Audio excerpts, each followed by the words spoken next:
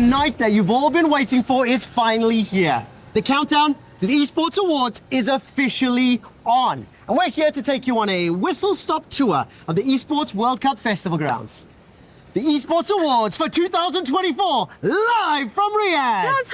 That's right, Trevor. We've already announced all of our wonderful finalists for the Esports Awards. But finally, esports history is about to be made. That is 100% correct, Jasmine. Tonight, we're going to take a deeper dive into the categories. We'll take you on a tour of Boulevard City. And of course, we'll catch you up on all the action from the Esports World Cup. But do not be alarmed if you've been living underneath somewhat of an esports rock, because we're going to be giving you a TLDR about all of our finalists and everything still to come with the Esports Awards. What's up, everybody? How's everyone doing tonight? We awake? Yes! And the winner is...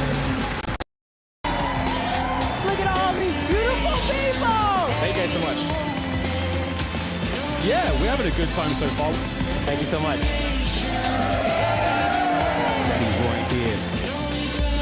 Thank you very much. Thank you. This feels surreal right now. I just want to thank the award. And the winner is...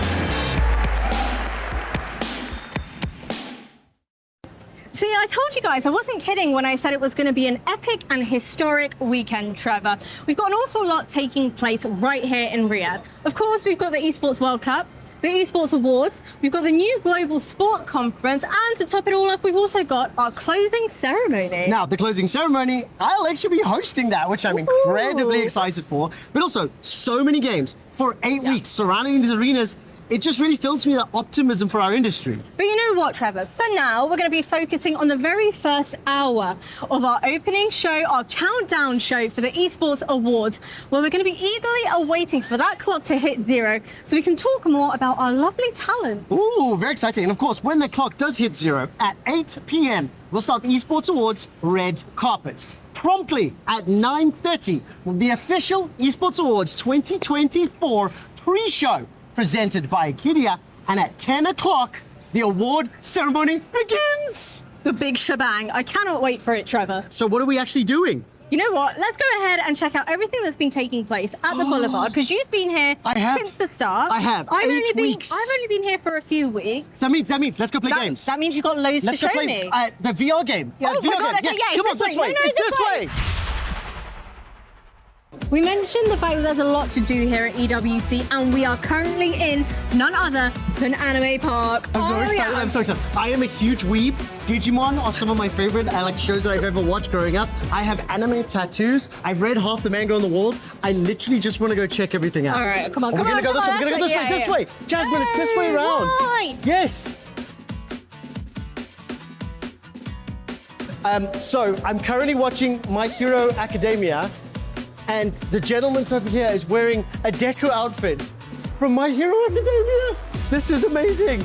Naruto as well, of course. I actually have Sasuke tattooed on my arm. I'm such a huge fan. I wish I had time for makeup. It's a face paint. I don't even have time. They're gonna get mad at me with the makeup. So I'll come back later. Thank you. Arigato gozaimasu. The cherry blossom. The lovely floral tree of Japan. Ta-da!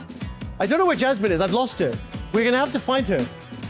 There's a lot of noise coming from the karaoke booth, but that's okay. I don't judge.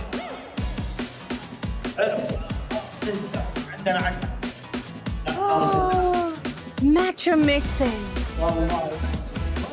Oh my goodness, a matcha workshop. I can't say I've ever heard of one of those before. Ramen, sushi, matcha. What more could you ask for? I'm definitely coming back for the ramen. Remind me. Ha me ha me ha.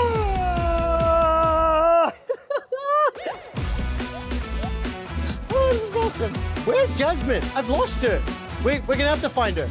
So cuddly. It's so fluffy I could die. It's so fluffy, I could die. We have to move on. There's too many other things. But it's so fun. Then buy it. Let's go. Bye. We come back. Wait for me. This is one of my favorite attractions here at EWC. It's called the Esports Virtual Arena. Now, it's pretty simple. You put on a VR headset, you carry a VR gun, you can see the guy standing behind me with the gear on. And if you come with me over here and look to the left, There's a group busy getting set up. You have to log into account. It tracks your stats. It tracks the maps. And basically, it's like playing VR Call of Duty. But one of the maps is like Hoth. You know, from Star Wars Empire Strikes Back? The group that are over here right now, if you come with me, what they're busy doing is configuring their game. They're picking their weapons, they're picking their grenades, they're picking their shields. After everyone's set up, you play an arena of 5v5, and if you look up at the top, you can get a brief taste of what it looks like. Welcome to the Aramco Sim Racing Arena, where the sim racing and racing industry as a whole is taking Saudi Arabia by storm. Right now at the Esports World Cup, there is a $500,000 prize pool on the line for some of the best sim racers in the world.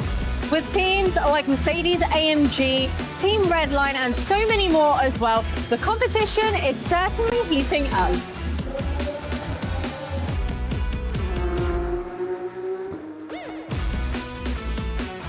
Trevor, with 21 different game titles throughout the duration of EWC, it is no wonder that we require so many gorgeous stages. Behind us, we've got the STC Arena, which is where all of our Battle Royale games have been played. 3 stages tall. Right next is the Qiddiya Arena. That's where you've seen the 1v1 matches. Yeah. Street Fighter, Tekken, FIFA. It is gorgeous. And of course, we've got the Amazon Arena as well. Gorgeous curved screen there as well. Yeah, I mean, lots of 5v5 games. League of Legends was played right at the beginning of the tournament. It's one last day. And of course, in between all the games, we got the STC Play Hall. It's an open land. There's teams and clubs that have representation and people just hanging out in the expo. It's so fun. But listen, we've still got so much more show to get through, so let's get on with it. Let's go, let's go.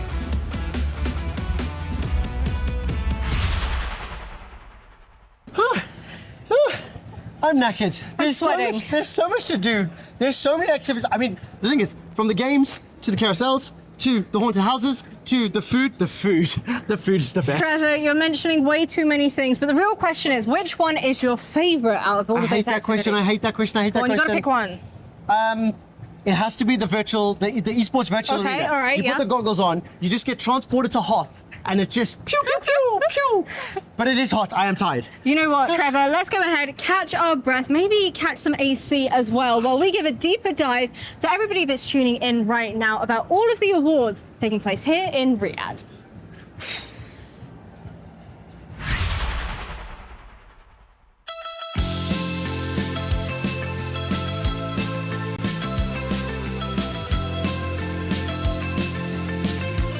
Champions! The future! Man, just like that, Doc delivers! Shiro puts the cherry on top! Into the fuse, running into a Kawazine! The stick 3, the stick 4! Will he get the ace?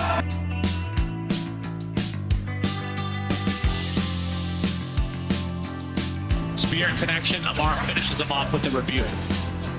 For Apex! It's a huge moment for Apex North! Dreamed of.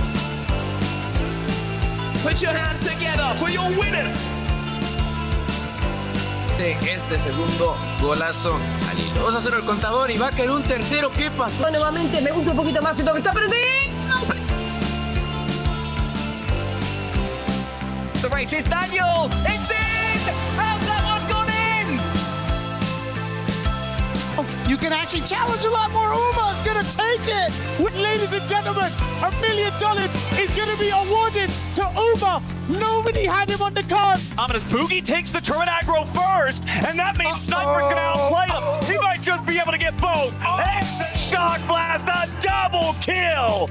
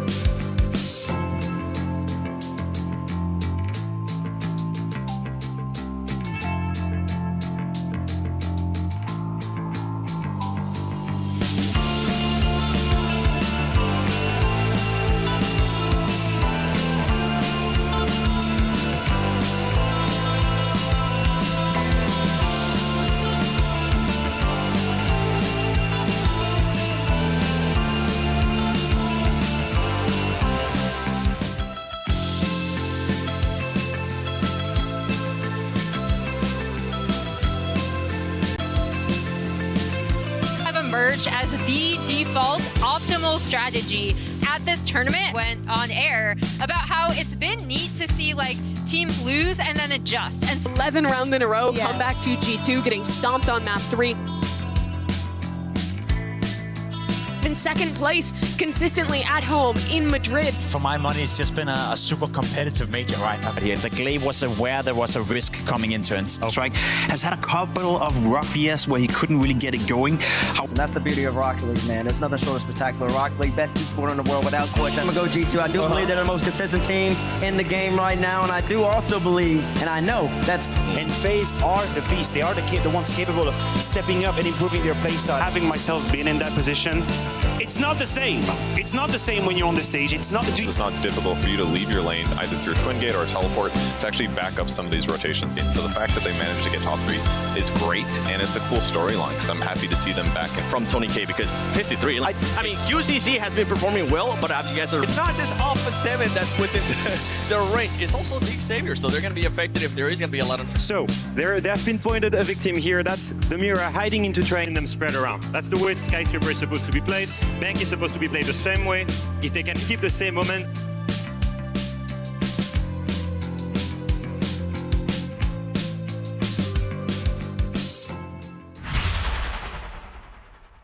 Well, we've seen the finalists. I guess at this point, I have to ask your professional opinion.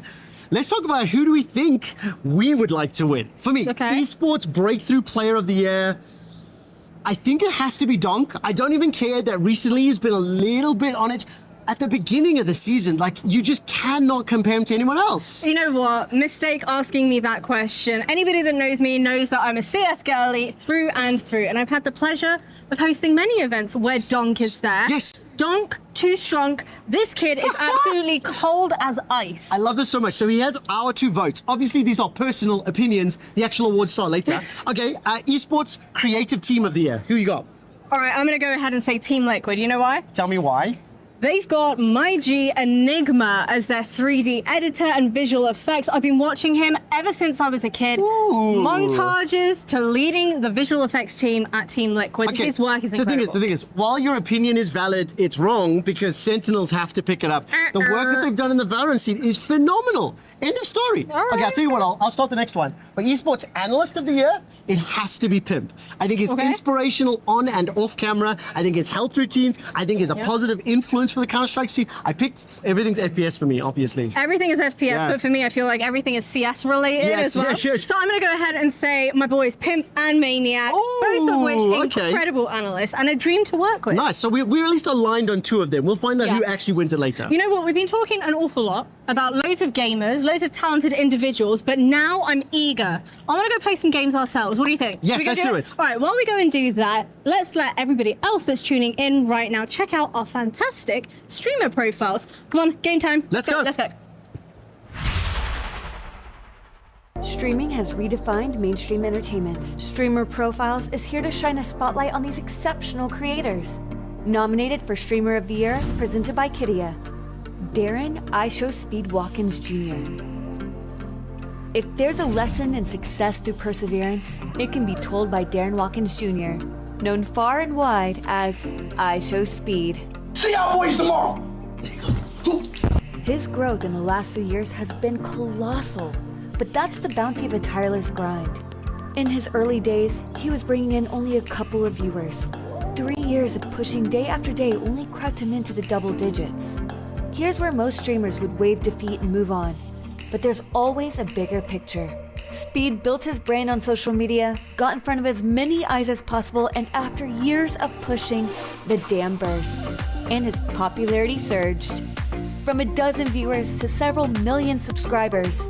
Blink, and you would have missed it. His energy and brash attitude are polarizing, but for every person turned off, there were 10 that were tuned into the show. I did it again! Like and subscribe! His audience swelled, so too did his showmanship.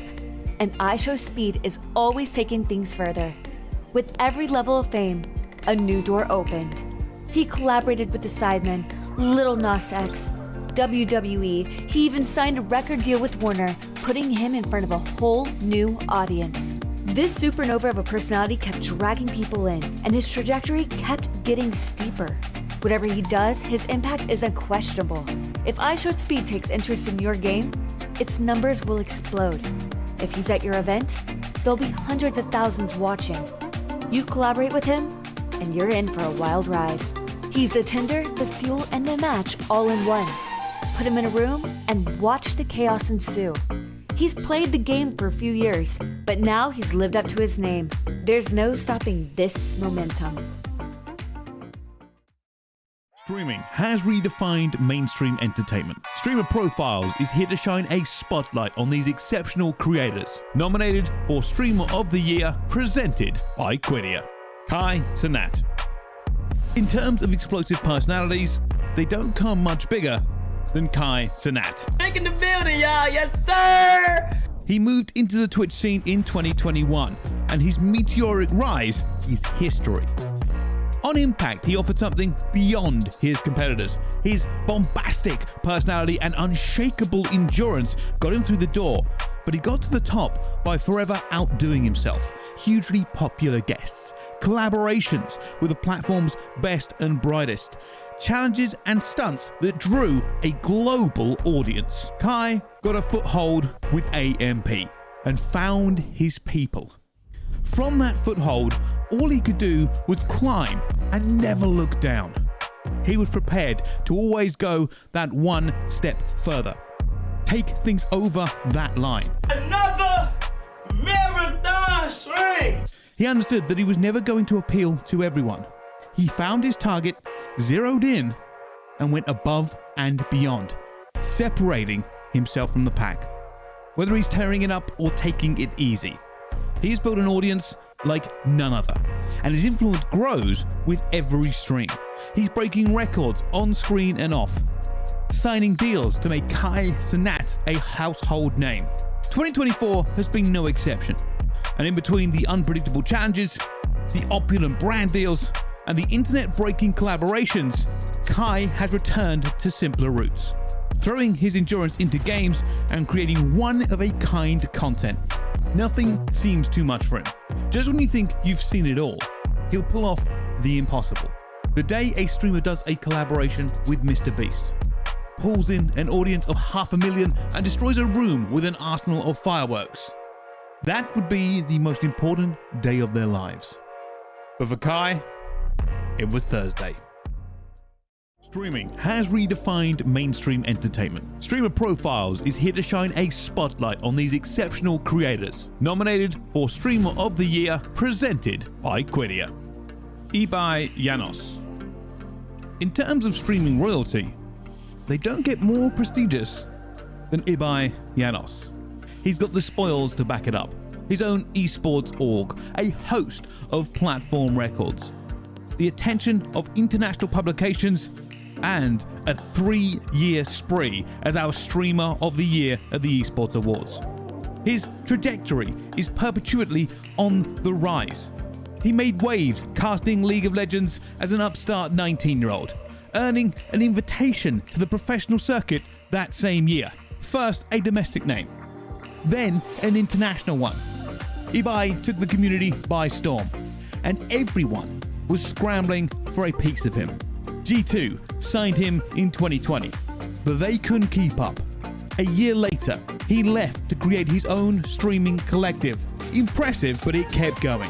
He went into business with Gerard Piqué, forming Koi. They started a podcast hosting international stars from Bad Bunny to Ed Sheeran to Ronaldinho. His audience was ever growing, but so too were his ambitions. After all the big partnerships, collaborations, and lofty plans, he created something unheard of. Velada del Año. The first event was a revelation. Record-breaking. A celebration of Spanish-speaking streaming personalities and their audiences. Historia! Historia! But like everything with Ibai, it was a jumping off point. One he would continue to surpass. Every year since, the event has gotten loftier. Its fourth installment in 2024 shattered all viewing records, becoming the most watched stream in the platform's history. An achievement he set the year before that, and the year before that. Without fail, Ibai will be there to break through and make history at a moment's notice. His 3-year Streamer of the Year spree was cut short last year. Can he retake the throne and usher in the second age of Ibai? Streaming has redefined mainstream entertainment. Streamer Profiles is here to shine a spotlight on these exceptional creators. Nominated for Streamer of the Year, presented by Kidia. Samantha Rivers Trevino. She's one of the fastest growing influencers in the history of Twitch and a figurehead of the Mexican streaming scene. She's breaking down barriers, shattering records, and making history. She was our 2023 Streamer of the Year, and she's here again to defend her crown. It could only be Samantha Trevino. Rivers. What I can tell you is that what you see is what you get. Her rise to platform dominance was breakneck fast. Since moving to Twitch in 2021, she's become the leading female streamer globally. She's driven, dedicated, and most importantly, she has the skills and strategy to back it all up. She's not just a Twitch star. Check any social platform and you'll see Rivers has made a massive impact there. She's diverse and adaptable, streaming everything from Call of Duty to GTA to Fall Guys. She'll break out of the game to chat with her community, create cooking content, and share her passion for soccer. She even co-owns her own team, Pio FC, the only team in the league led by a female.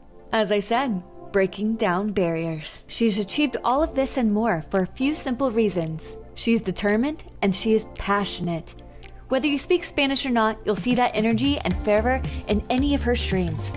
The last few years have been full of achievements for Rivers. The community and audience she's cultivated and grown will only continue to keep pushing her forward. She's built something incredible. But for someone like Rivers, there's always something bigger on the horizon. She took home the award last year, so it's time to ask, La Patrona, are you ready to do it again?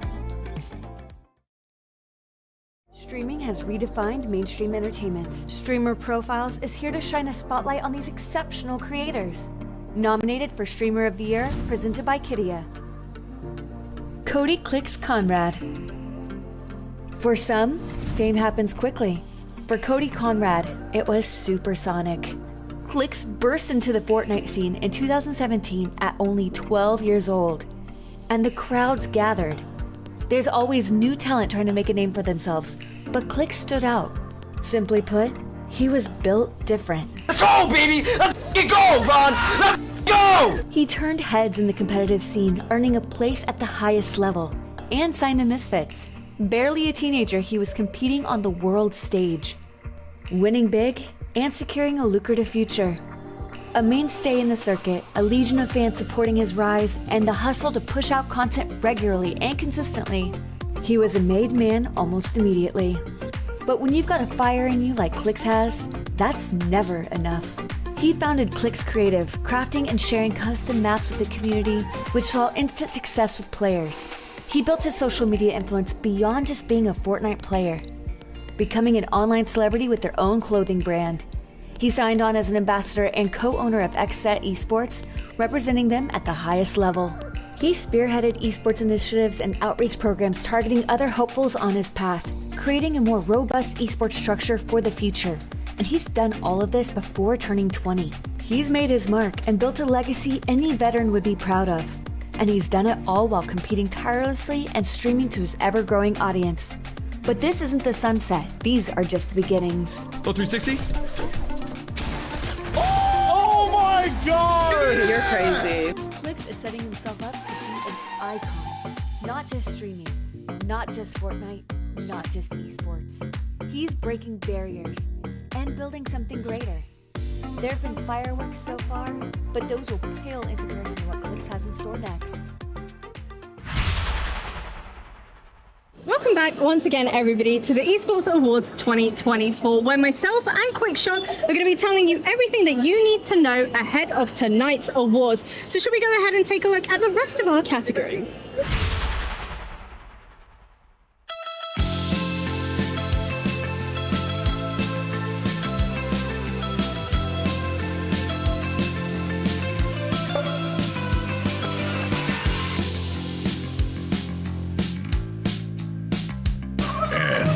Themselves. offline TV, and today we're gonna do a smelling bee. Why does that make you laugh? Nouveau, je m'appelle KG, j'ai 17 ans et je fais des carrés pour le Carmine Corp. Ah, j'aurais conseillé explique-moi. Connais aucun spell. Go. Really? You think so? Look at you. Next. So, this is the wheel, right? The lens on it. Barrel lens. There's some shooters. He's lying. Bro, I'm not gonna. I don't think so. I'm not sure how. Guys!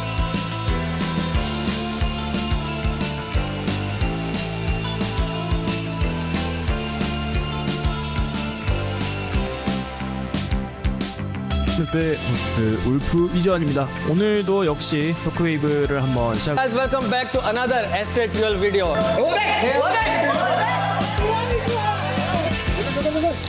John! Whoa!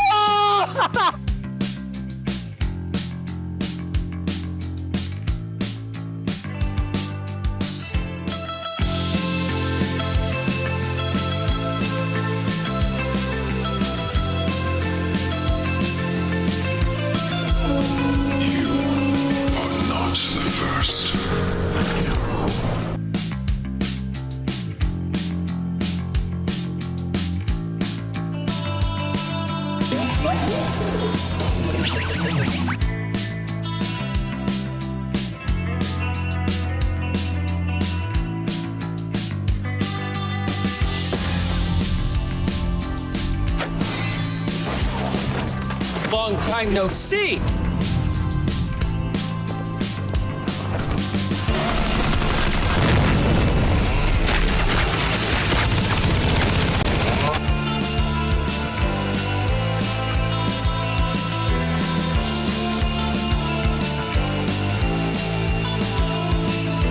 Or don't know what a triple double is. It doesn't even matter that you haven't trained for 4 years. If they win gold, you win gold. Yeah.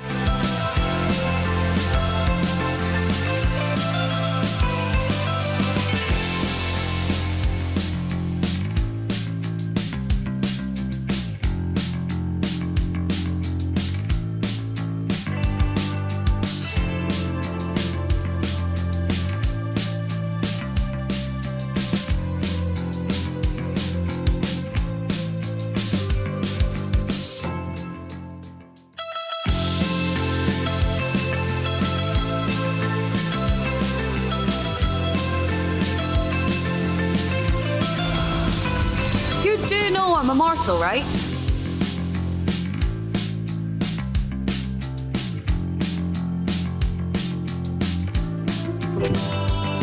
For over 2 decades, Counter-Strike has offered an elite competitive experience, one shaped by millions of players from across the globe.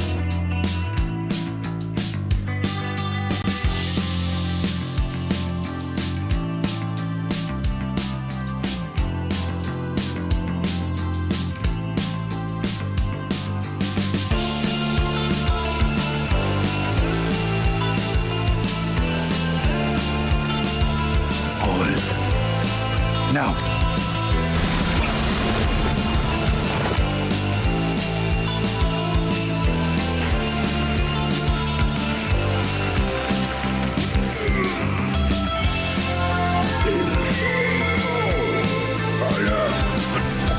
We've got some survivors.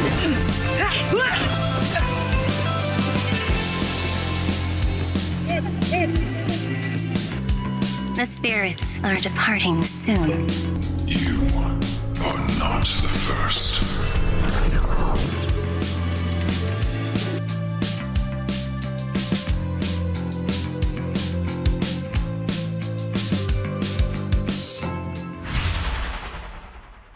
Oh my goodness, Trevor. We've got some stacked groups, but the real question is, I know you're a fiend for content. That's true. Who do you think is going to be winning Esports Content Group of the Year? I mean, for me, the content group of the year has to be offline TV. I'm just such a fan of what Pokemon and Lily Peach and Scarry have done.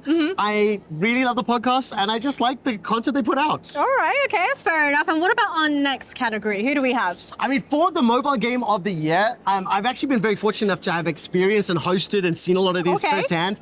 Honor of Kings, Mobile Legends Bang Bang. But for me, The undisputed king has to be PUBG Mobile. Please win. Please win. Undisputed, I don't know about that, homie. yes. I was here for EWC and I saw the Mobile Legends Bang Bang crowd. Wow, they came out in full Yeah, but you're force. wrong. You're wrong. It's going to be PUBG Mobile. Okay, so are you saying that for Publisher of the Year, it has to be Moonton?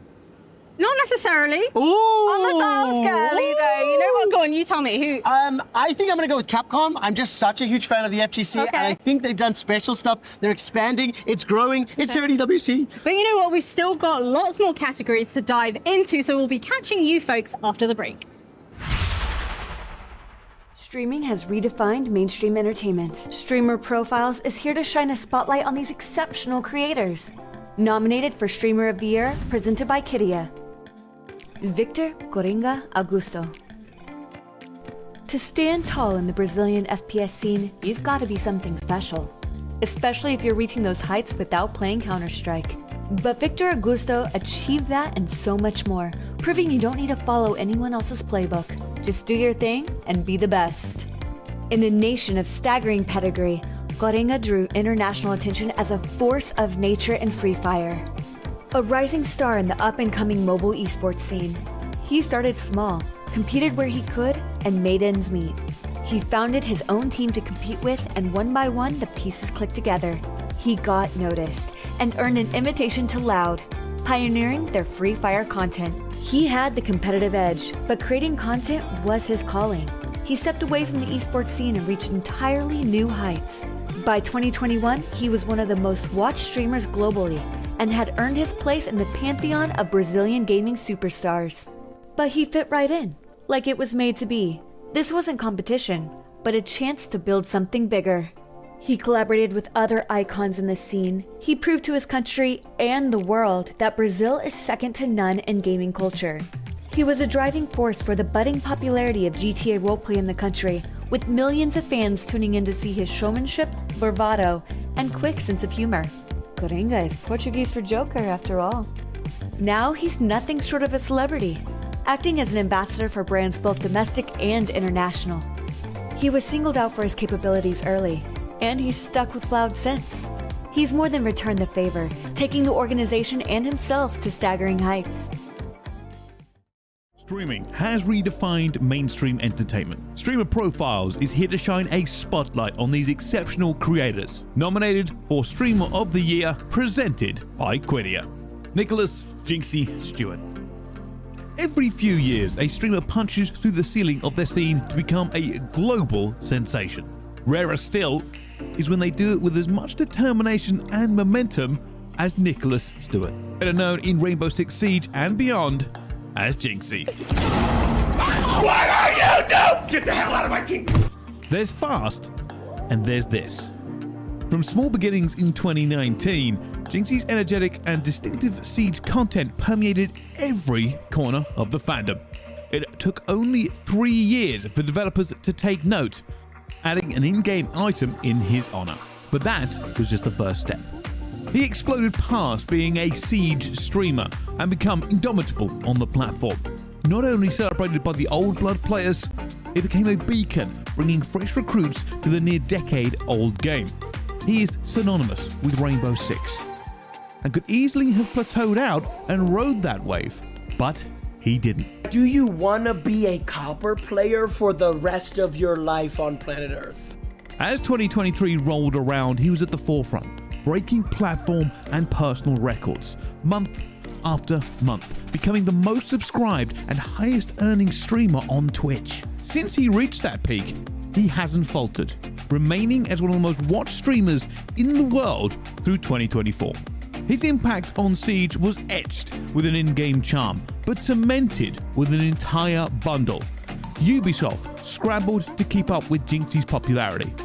And as that further rises year on year, there can only be big things planned for the streamer and his game of choice. To call him a breakout star is an understatement. In perfect Siege form, Jinxie has burst through the wall, all guns blazing.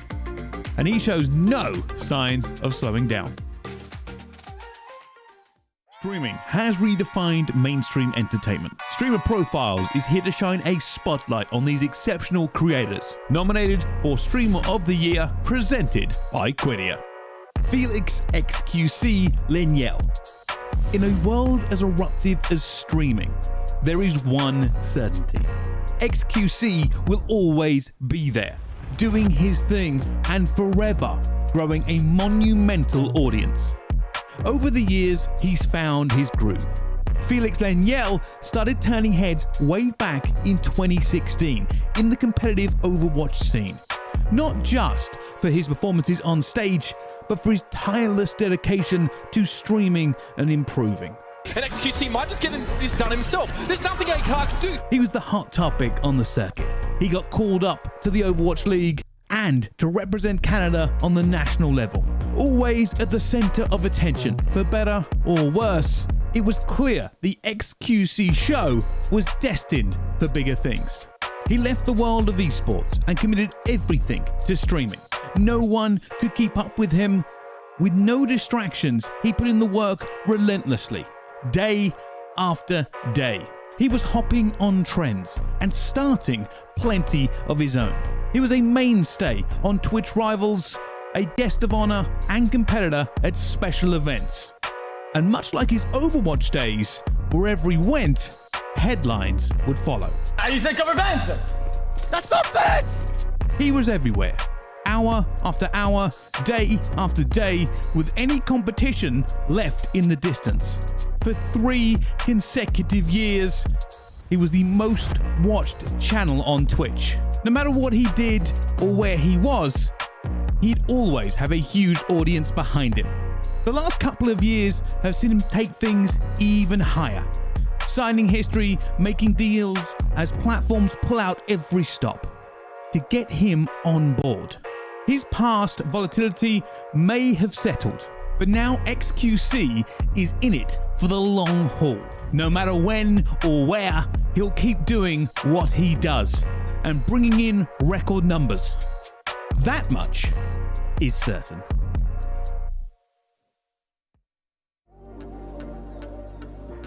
Streamer Profiles is here to shine a spotlight on these exceptional creators. Nominated for Streamer of the Year, presented by Quidia. Mark Cadriel Lamont. To reach global status, usually you have to cast a wide net, appeal to as many as possible.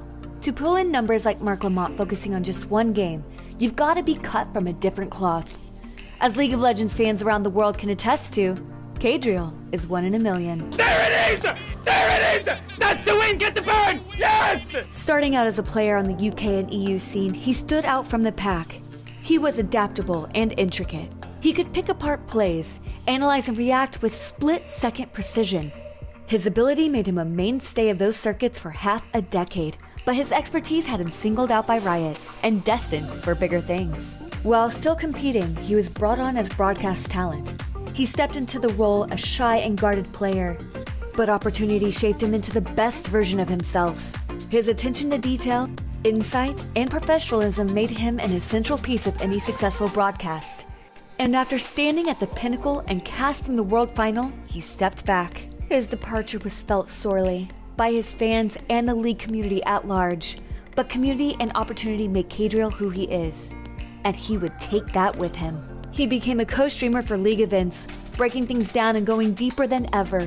His growth from a competitor to a voice of authority was a big step, but now he's one of the most important figures in League of Legends today.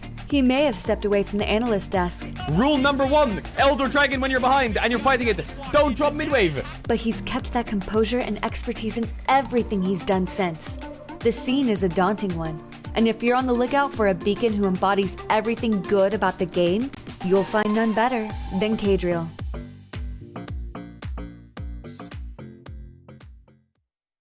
Streaming has redefined mainstream entertainment. Streamer Profiles is here to shine a spotlight on these exceptional creators. Nominated for Streamer of the Year, presented by Quidia. Queso Baker. Sometimes life leads you to a crossroads. One way, stability. The other, uncertainty. Case Baker's story tells the possibilities on the road less traveled. This ain't rigged. I put my heart, my soul into that fit. His beginnings were humble. A maintenance worker who didn't want the 9-to-5. He considered joining the military, but then found himself at those crossroads, and a decision had to be made. Pursue streaming or seek stability. His mother gave him the nudge on that uncertain path, and a few years later, she'd be an integral part in her son's new life. As one of the world's most popular streamers. But Queso didn't lose his head. He never forgot where he came from. He started humble, and he remained so. He dropped the 9-to-5, but he didn't drop the grind. He's there day in and day out, pursuing his dream and doing what he does best.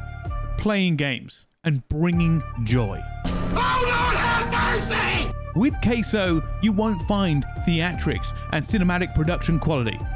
In a world of explosive personalities and inordinate showmanship, Queso is there keeping it humble and genuine. 500 times that I've gotten a chicken quesadilla from Taco Bell, they don't cut them anymore! He's not chasing trends, but doing what he loves and cultivating an audience to share that journey with. He may not have achieved international fame, but tune into a stream and you'll see a man who's happy to be on your level and thrilled that you're there with him, walking that uncertain path from the crossroads. Every year, someone new is the talk of the town. They'll soar in popularity only to burn out as someone more extravagant comes along. In all that volatility and commotion, Queso is a rock. Stable and reliant. Consistent and grounded. Streaming has redefined mainstream entertainment. Streamer Profiles is here to shine a spotlight on these exceptional creators. Nominated for Streamer of the Year, presented by Kidia. Alexander Gals Chiqueta. For 2 decades, Brazil has been a powerhouse in the world of Counter-Strike. For all that time, there's been one individual who's pioneered the game, spurred its popularity, and been the driving force for good. Alexander Chiqueta. Gals.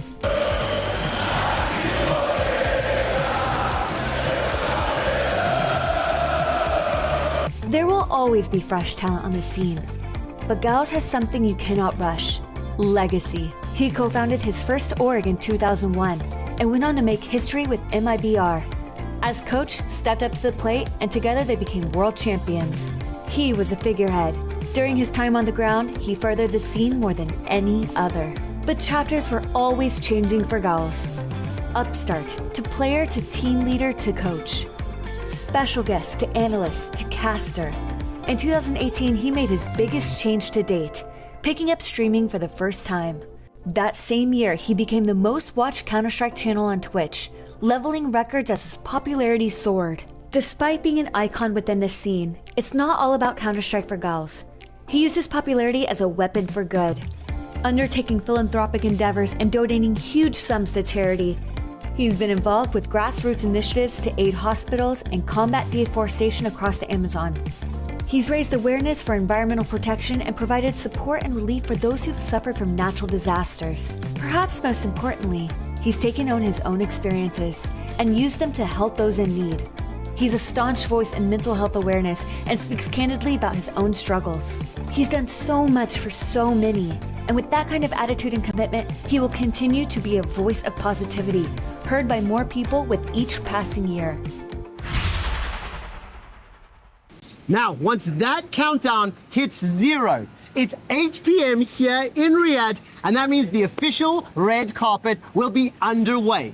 An hour and a half later at 9:30, the official Esports Awards for 2024 pre-show that is presented by Kidia will start, and crucially, at 10 p.m. on the dot, Riyadh time, the Esports Awards will officially commence. Trevor, that's a lot of times to keep track of, but before we get there, we've still got 2 more deep dives still to come, and they are some of our most coveted Esports Awards. Well, we've got Esports Personality of the Year, and of course we have the Streamer of the Year. Let's go ahead, check it out. It's going to be a spicy one.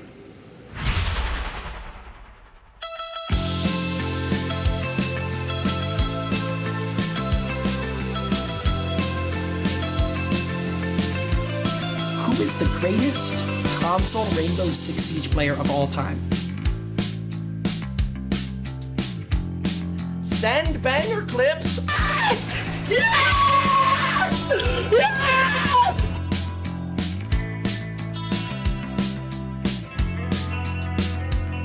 ¡Ahí está el empapelado! ¡A melee, a melee, a melee! Saludos a todos y todas, bienvenidos a esta última charla, a este último cara a cara de la velada del año 4. It actually feels good. I'm so impressed. Shockers aren't in the game. We're back with another video today. We are winning a game of Fortnite on a private jet. Auto did in 2008. Sue me. Turn me up. Yeah! Yeah! Yeah! Yeah! Woo! Yeah, I'm down. I gotta take my anger out. Let's go do what people say. What was that? Dude, hold on. Alright, chat. Why is it so hard to do it then?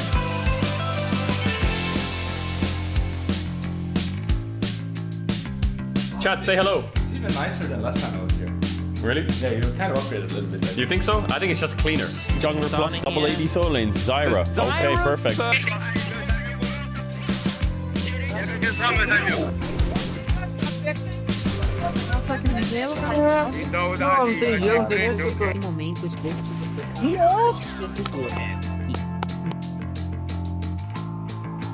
Olha aí, o que vocês vão trazer? Eu vou de...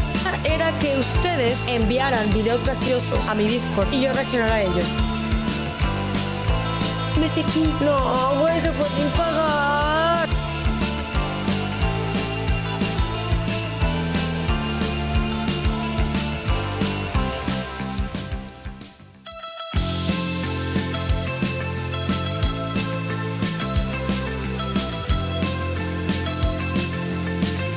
It is the second episode of This Guy's Host, and I'm your host. You're gonna do this DSG thing for 2 years. I don't know how to break this to you. You know way too much anime. You might beat me 3 times. You might beat me 4 times. You might beat me 5 or even 6 or even 7 times in a row. But God help me, you will not beat me 8 times in a row. I could not remember a singular time where I was ever in a lobby with Banks. Round 11, your heart's pumping. Yeah. Way more than watching. Yep.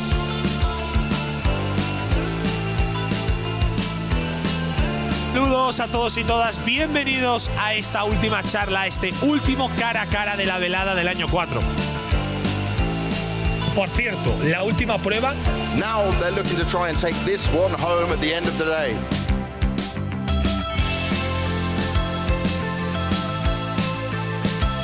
Enjoy the video, but make sure you've liked and you've subscribed. Jungler plus double AD solo lanes. Zyra. Okay, perfect. What's up guys? Welcome back to another video. Good luck करना चाहेंगे हम आप.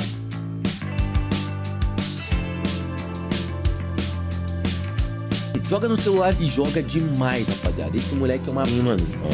Tô bonetinho ali. Vai ser...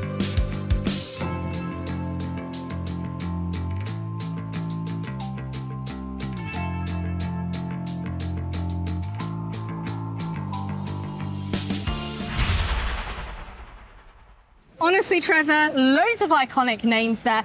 For a streamer of the year, though, who you backing?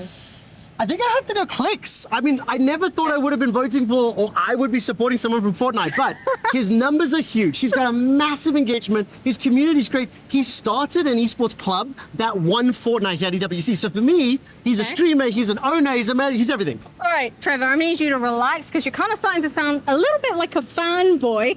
You already know I'm backing Gowles all the way because those watch parties are on absolute fire. The viewership, unmatched. Yeah, but then who's your esports personality of the year? I don't know. You don't? It has to be Kedril. Okay, it has to be Kedril. Listen, Pedro, the rat, the memes, Mark, you're my boy. I sincerely hope that you win it. But listen, that counter is getting close to 0. We don't have a lot of time left here before the red carpet. Let's quickly go play some more games. Let's go. Let's go. All right, we'll go back. Trevor, I'm so sad. The Esports Awards countdown show is coming to an end, but I'll tell you what, I'm not entirely sad because we've been celebrating some big names, iconic folks, And you know what? There's so much talent in the wonderful world of esports, and I can't wait to see who walks away with the trophy. I mean, I've had so much fun. This entire event is incredible. I've had an amazing time with you. The Esports Awards red carpet show is starting, so I think we need to get to it. Go. Bye! Trevor, wait for me.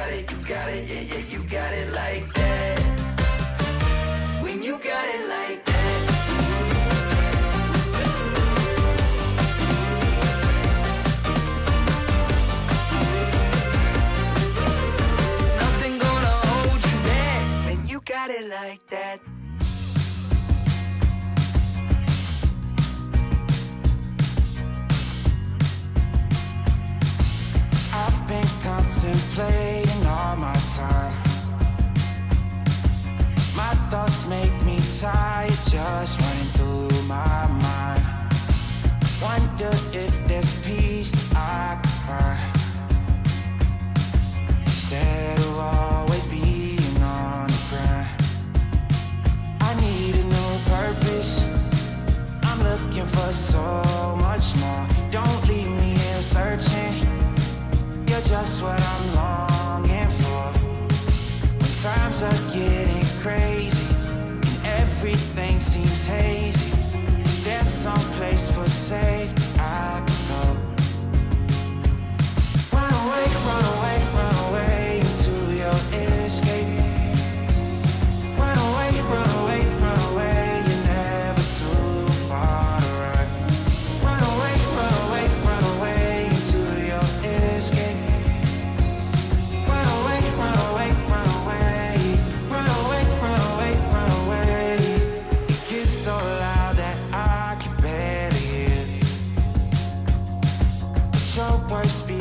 Louder than all my fears. Sometimes I just wanna disappear, running until I can feel you near. I need a new purpose, I'm looking for so much more. Don't leave me here searching, you're just what I'm longing for. When times are getting crazy and everything seems hazy, is there some place for safety I could go? Run away, run away, run away into your escape. Run away, run away, run away, you're never too far to run. Run away, run away, run away into your escape. Run away, run away, run away, run away, run away, run away.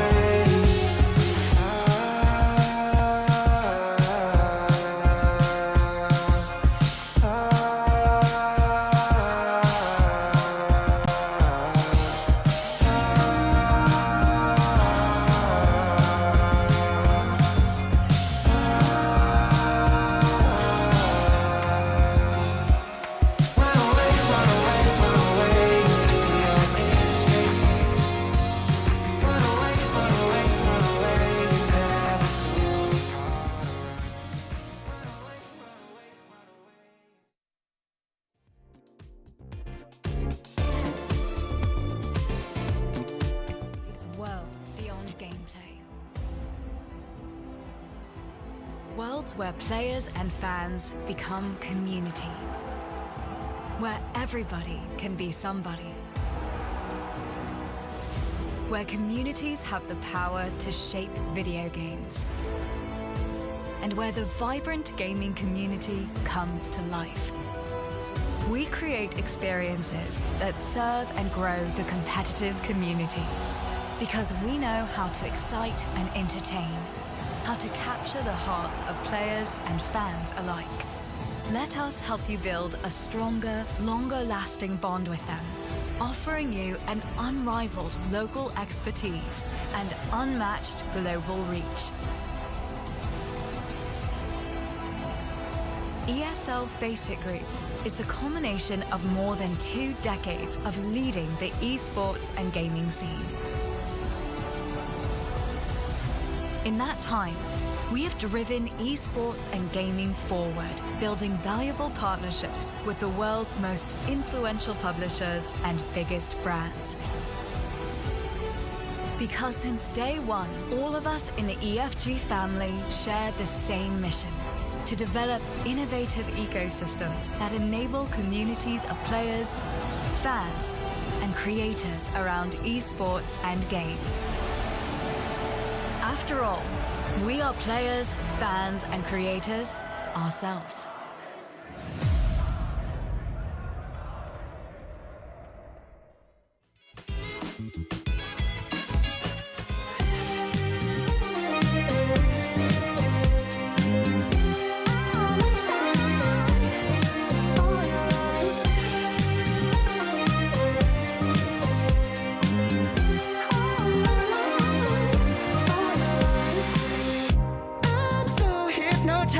By the sound of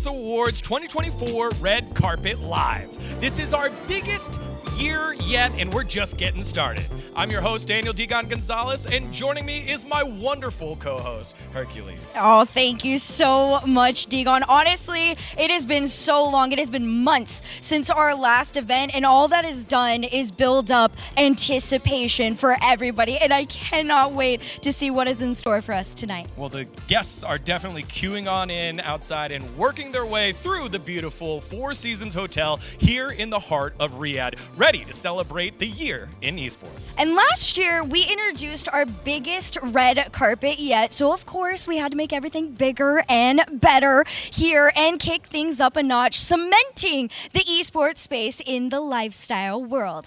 And joining us tonight, we have the lovely Effie and Tasty Steve giving us all the action from the press pit. And I'm honestly so excited. We just met them. They're the sweetest people ever. And with that being said, guys, how are you doing?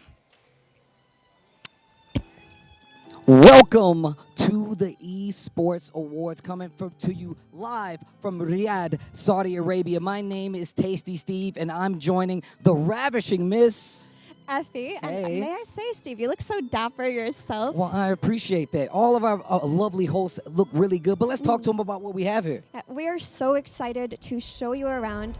In our corner over there, Steve, we've got the fan shop. Okay, and you can get like jerseys, something cool that you like. But what if you don't want that? Well, let's just say you want something a little spritzy. We have our amazing mocktail bar, just in case you get a little bit thirsty.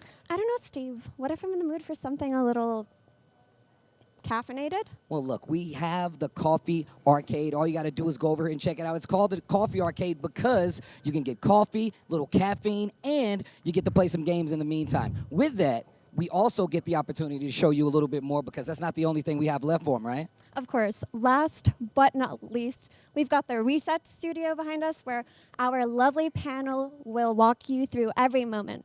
Well, with that being said, let's throw it back to the stage with Digon.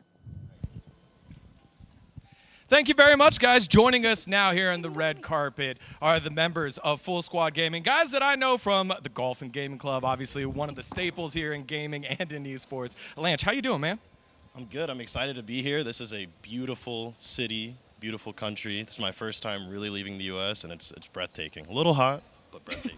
Yeah, what are some of the experiences that you've had so far that makes it so breathtaking here? So one thing I've mainly noticed is everyone here who's local is very kind and genuine. We've been in multiple Uber rides to get to and from wherever we need to go, and they've just respected us. I always thought, Americans weren't the most liked abroad, but everyone has been so kind, genuine, and sweet to us, and I really appreciate that. And honestly, I want to bring this over here. The fits are fitting, guys. Also, I see the dunks in here. We got the Nike sock check. We're staying comfy. They're higher than the quarters too. All right, we gotta talk shoe game here. What inspired the streetwear?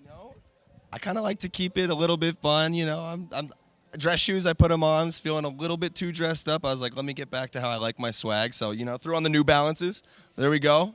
Kept it clean. Flex the suit. Little Hugo Boss action for you guys at home. Compliments of my brother's wedding, so had to get cleaned up.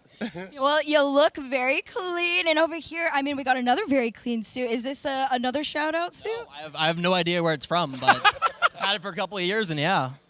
It gets the job done. That's all that matters. Again, part of that street black tie apparel that is the iconic look here on the red carpet for the Esports Awards. Gents, if you encapsulated the 2024 year, what is one word that you would use for yourself this year? Momentum. Oh! I didn't say it, but you two, that was not scripted. Are you sure? That felt real scripted, Nick. We have no clue what we're being asked. No, I didn't. Again, momentum. Well, guys, thank you so much for kicking this thing off with great momentum. I hope you have a wonderful night tonight. Please enjoy the rest of your Esports Awards. I like that segue. Well done. That was good. That's why you're the best. Thank you, Nick. All right, standing by right now, we got Steve. Steve, take it away, brother. Degon, thank you so much. And look, I told you we had some amazing talent here, but we have some amazingly dressed talent. And my new friend and a fan of his work, OJ, you know I'm a fan. How are you doing, sir? Steve, I'm dressed well, but look, we went shopping together yesterday, and I saw you get that jacket, and you look hot as well. You look absolutely hot. Look, I'm just trying to keep up with what we have here. First and foremost, I'm going to talk to you about the Esports Award. Are you excited to be here? We're doing a lot of great work. How are you feeling? Man, I'm excited to be out of the house. I love going to things. Yeah, and I haven't been to an Esports Awards for a couple of years. So to be here in Riyadh for the Esports Awards, I'm very excited. The fact we're going to have the Reset Studio as well. The fact that listen, I bought this jacket about 2 years ago. I've used it once. So the fact that I can go somewhere and actually use it and get some wear out of it, I'm happy for many reasons. Look, I'm going to tell you right now, it's a tragedy you've only worn that thing once because you look great in it. He told me he had a green jacket. I'm thinking I'm getting a poppy green. You went the dark forest green, and it accents so well. You got the buttons with the black and the bow tie, so classy. This is suede, by the way. Don't get this mistaken. This is not any cheap fabric. That's suede. That looks good on you, my guy. Well, yeah, but it's also very hot fabric when it's hot. So if I was outside, you'd literally be seeing me right now just getting smaller and smaller and smaller, this jacket getting darker and darker and darker. And the thing is, the one thing you're not saying, and I thank you so much about it, is this shirt was unironed about 5 minutes ago, and I had to run to the reception of the hotel and go, oh my God, can anyone iron my shirt for me, please? And as they ironed it, they've done a very, very good job, and I've not spilt anything down it yet, Steve. Not yet, but we're going to have a good time here. We got plenty of opportunities to actually waste something on this bad boy. And I'm telling you right now, no. I just think we're going to have that good of a time that things might get a little out of hand. I might waste something.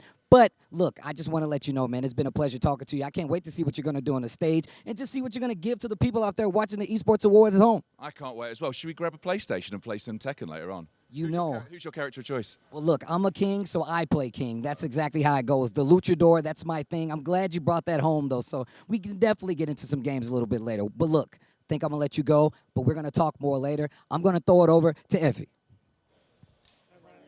Hey, thank you very much, Steve. Can't wait to watch that King versus King matchup there. Steve's so smooth with it. Oh, no, I would be terrible if I went up against. If we have a little host off, I'm shocked.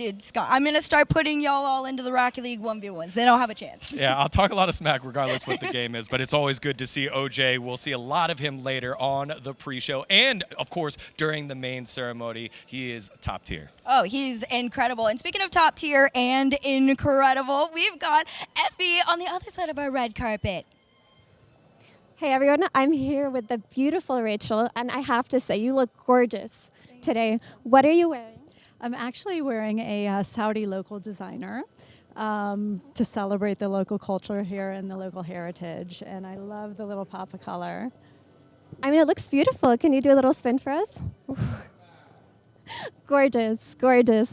And can you tell me a little bit about yourself and what it is that you're here representing? Sure. I'm Rachel Brill, and I work with Kadia, and we're building a world-first gaming and esports district.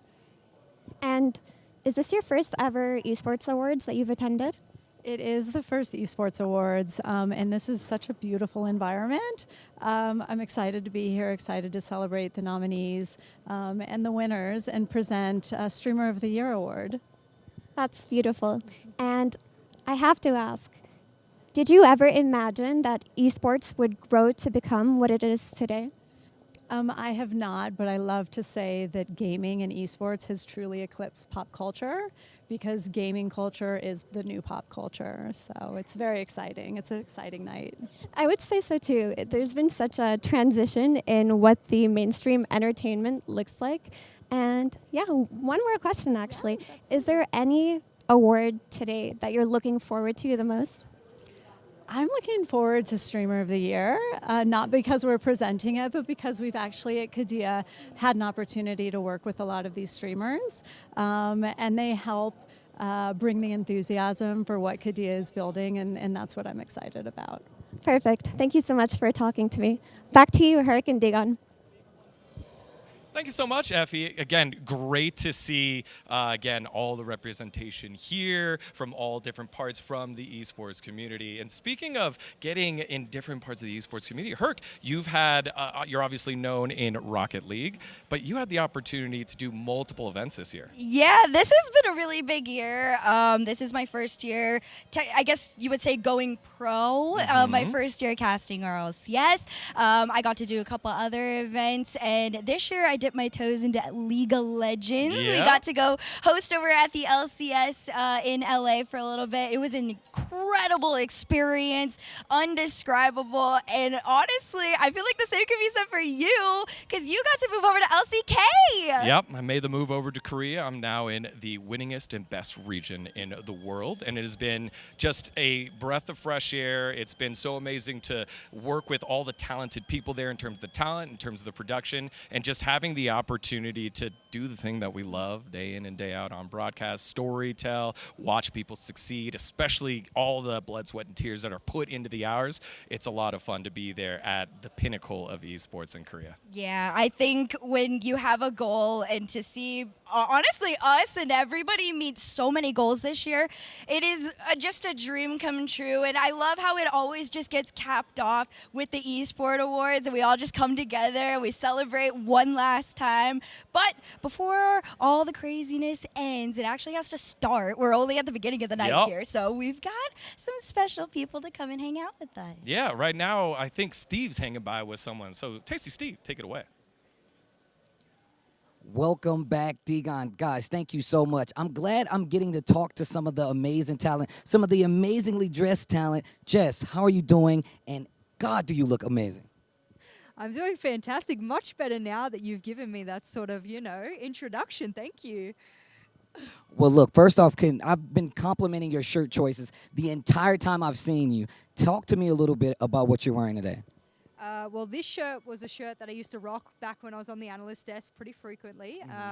And it's actually a bit of a throwback for, in memory of Michael Kickstar Stockley, who one of the best casters that we've ever had in esports. And for me, I want to wear this today because one day he said, "This looks really good on you, Jess." And so I said, you know what, I'm going to wear it and rock it today just for him. Well, look, first off, rest in power, good sir. Rest in power more than anything. Now, you were also here for the Esports World Cup. Talk to me a little bit about that because, once again, this is how I was introduced to you, and I'm a big fan.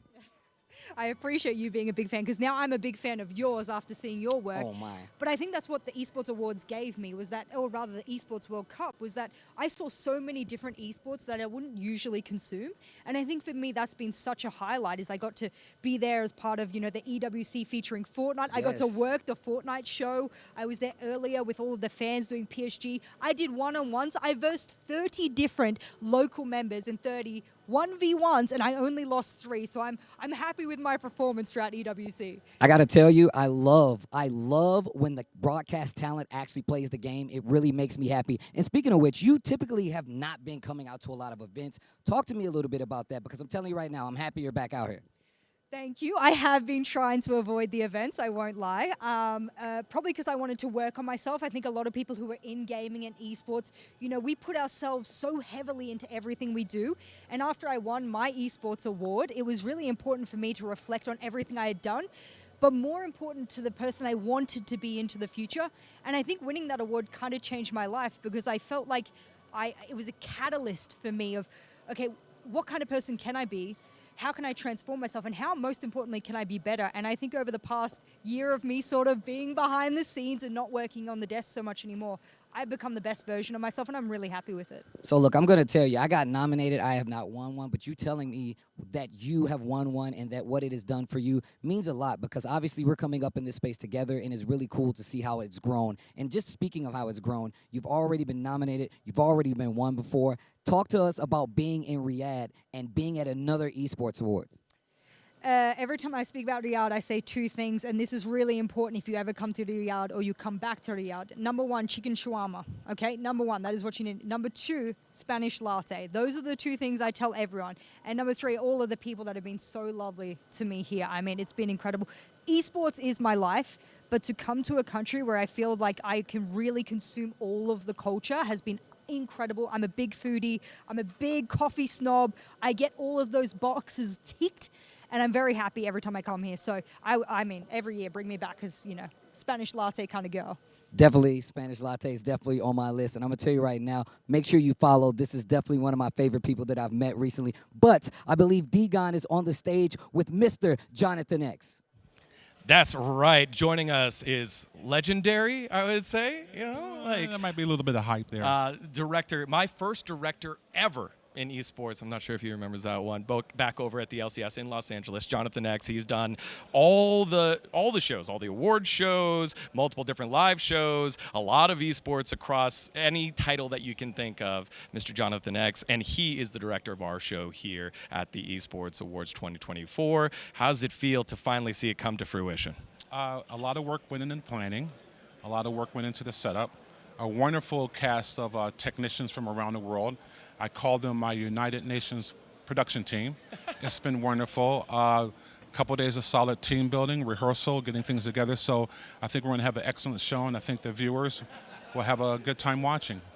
Now, I want to make this a little bit more personal. Obviously, hearing the story about Degon being one of his first directors. I mean, what has it been like throughout your career up until this moment? How much change has there been? Well, to be honest with you, since I'm kind of old school, back in the early days when I first started, we were shooting on film.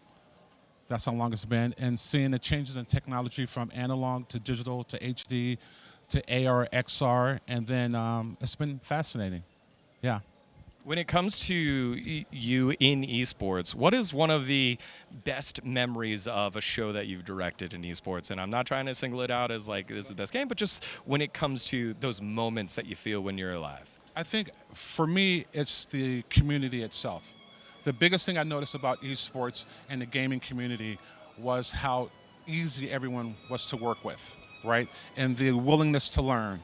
I mean, bridging the old school television technology, production techniques, etc., and then adapting that technology and production techniques to gaming and esports, and the willingness from young talent. Like you said, I was your first director. You're my first interview, being interviewed for the first time in my career. So I would say just the attitude and spirit of the community, and then embracing old school technologies with new school technologies, and then making those adjustments to say what your gaming community is used to seeing on a stream, and then trying to translate some of that to traditional broadcast techniques. So it's really like a hybrid merger of old school and new school, and what's going to be coming in the next generation of technology. Well, again, thank you so much. So many different broadcast teams have gone through your knowledge book, and you've done a great job teaching and elevating esports production throughout. I really appreciate that, because the biggest thing for me personally is embracing the next generation, right?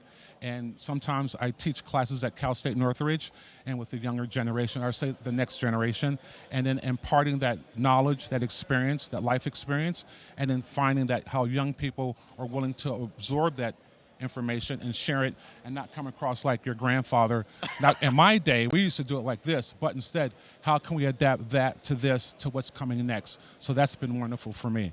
Well, speaking of adapting, I'm sure you got a lot on your plate tonight to adapt to with all the challenges that might be thrown your way. Yes. So thank you for hanging out with us. We'll let you get back to running the ship. And guys, we're going to send this one over to Effie. Welcome back. I'm here with Hans, and I gotta say, our guests today look fantastic. Tell me what you're wearing. I mean, simple black suit, right? But try to keep it a little bit casual, on the smart casual side, I guess. But yeah, pretty unused for me. Normally, I'm the jeans and t-shirt guy. Esports Awards are a perfect opportunity to get a little bit in shape, right? Yeah, I mean, as gamers, we don't really get that many opportunities to dress up the way that we do, but I'm sure it feels really good. But tell me about yourself. What are you representing here? Well, I'm director at the Esports World Cup Foundation, so we are based here in Riyadh, right? And I've been managing 1,500 players over the last few weeks. I'm responsible for the team and player relations, and I'm also doing the special projects here at the Esports World Cup Foundation. Basically managing our in-house conference, and I'm working closely with the Esports Awards. That sounds like a lot of work. I mean, how has that been? Obviously, the EWC just wrapped up. Are you proud? Are you happy with how it went? I mean, we have still one day left, right? That is an amazing and very, very exciting race on our leaderboard. So the club championship there will be very, very exciting. The past 7 weeks and 6 days have been basically, I would say, like coming in a storm and going over like a storm. Sorry, English is my first language, but it has been incredible, energetic. and that is also thanks to the fans that we had here at the Esports World Cup. And the players, I think they loved it. Like we got a lot of good feedback. It's just raising esports to the next level. Amazing. Thank you so much for that answer. Back to you, Digot and Herc. Well, guys, we've got two very special guests with us here. We've got Hex and Scump, and my gosh, guys, it is an honor to have you here up with us. But also, you're stepping into a new light. We've got some hosting going on. I want to deep dive into that as quick as possible. How does it feel to be hosting for the first time? Well, we've hosted a bunch of stuff for our own audience, so doing it for public, it's being on that side of the camera is it's kind of a little bit overwhelming a little bit, I think. Oh, I'm totally ready. So we have a little bit of different roles. You guys will see that during the show, but I'm pretty stoked. I can't lie. I think the first couple of times we're out there might be a little crazy, but once we feel it out, get into our rhythm, it's going to be great. I can't wait. What's been the best part of preparation so far? Because we got to see you in rehearsal and you've looked so dang smooth. How is it different than streaming events compared to this live and multiple cameras, award shows type? Yeah, so we're actually backstage right now frantically with Puckett trying to get everything in order. Just way more prep. Like live streaming, we know the subject matter just way better. I mean, we're streaming Call of Duty or we're just playing games, whatever it may be. This, again, we're putting on a show for someone else. So it is very, very different. Yeah. But again, I'm excited. It's our first time doing it. We're just going to go out there and leave it all in the pit. That's right. Puckett's been great. He's been a good guide. He's been sort of holding our hands as we go through this in the prep work. So I feel more comfortable because he's there, and with his storied background, obviously makes it so much easier for us. I do want to talk a little bit about being here in Riyadh in general. I know you guys usually are out in the U.S. and it's all the COD events. This is a little bit different for y'all. Is it a jarring change? Is it what you expected? It is what I expected. What I didn't expect was for the food to be as good as it was. We haven't missed in any of the restaurants we've been to. So yeah, I mean, I'm having a blast out here. The sleeping schedule's a little bit off, but. Yeah, I was going to exactly say that. The food has been great. Everyone has been super nice and accommodating. The sleeping schedule has been torched. I mean, I'm waking up at like 3 p.m. some days, going to bed at 5 a.m. So it's been tough to adjust to that. I was just in Italy. It wasn't nearly as hard, so I don't know what it is. But it's been great out here. We're having a good time. So you've obviously stepped away from competitive recently, and to the larger audience, we know who you are, we know your accomplishments, but how's it been transitioning now to an entertainer role, and do you get that competitive itch? And for you, Hex, how have you helped him transition now to more on the content side? It was really natural because we always kind of were doing the competitive thing with the content thing, so we were kind of doing two birds, one stone. It's been super natural. Obviously, this is a big step out of my comfort zone tonight, so it'll be really telling. I mean, we're just doing new things and really putting ourselves out there.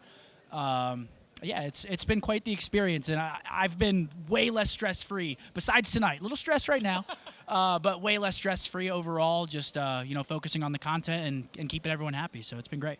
For me to witness his transition from being a professional Call of Duty player to hosting, I mean, the work that he's been doing behind the scenes, doesn't go unnoticed. I've been texting my wife, and I'm like, this guy's over-preparing, and, that's why he doesn't fail at the things that he does. So I'm not surprised that he's as good as he is at what he did yesterday on the rehearsals. So it's been a pleasure. Last question here. You're up for an award this year. Yes. What's it like now knowing that a nominee for a different category? Oh, I mean, if I win the award and I'm hosting, because I don't want to give away too much of the show, but I think the award happens right as we come back to stage. So if I win and we're there, it would be crazy. I wouldn't even know how to react. It'd be a dream come true. So we'll see. I'm up for, I think, Esports Personality of the Year, which would be absolutely crazy. But there's a lot of great people in that category as well. So tough competition, but it would be crazy if I won. Yeah, again, congratulations on the year that you've had, Hector. Again, you leading the industry has always been fun to watch and a guiding light for all of us. So congratulations, and please have fun tonight, guys. Thank you guys so much. Thank you both for hanging out with us, guys. Have a great one. Enjoy the show. And, well, Effie, you got somebody special to talk to. Welcome back, everybody. I'm with Andrew, the CEO of Optic Gaming. How are you feeling? I'm fantastic. How are you?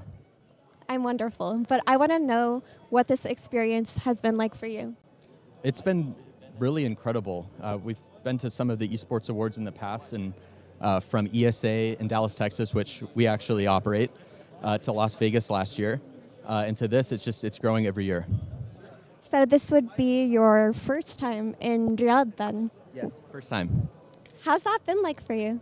Everyone is incredibly welcoming. The venue is very impressive. I can't wait to see what the stage is going to look like. I got a sneak peek of it earlier, but it's fantastic. The food especially is something that really surprised me. I guess it's not surprising, but it surprised me at just how fantastic it was. Okay, we got to talk about food then, because I do love me some Arabic food. What's been your favorite thing to eat?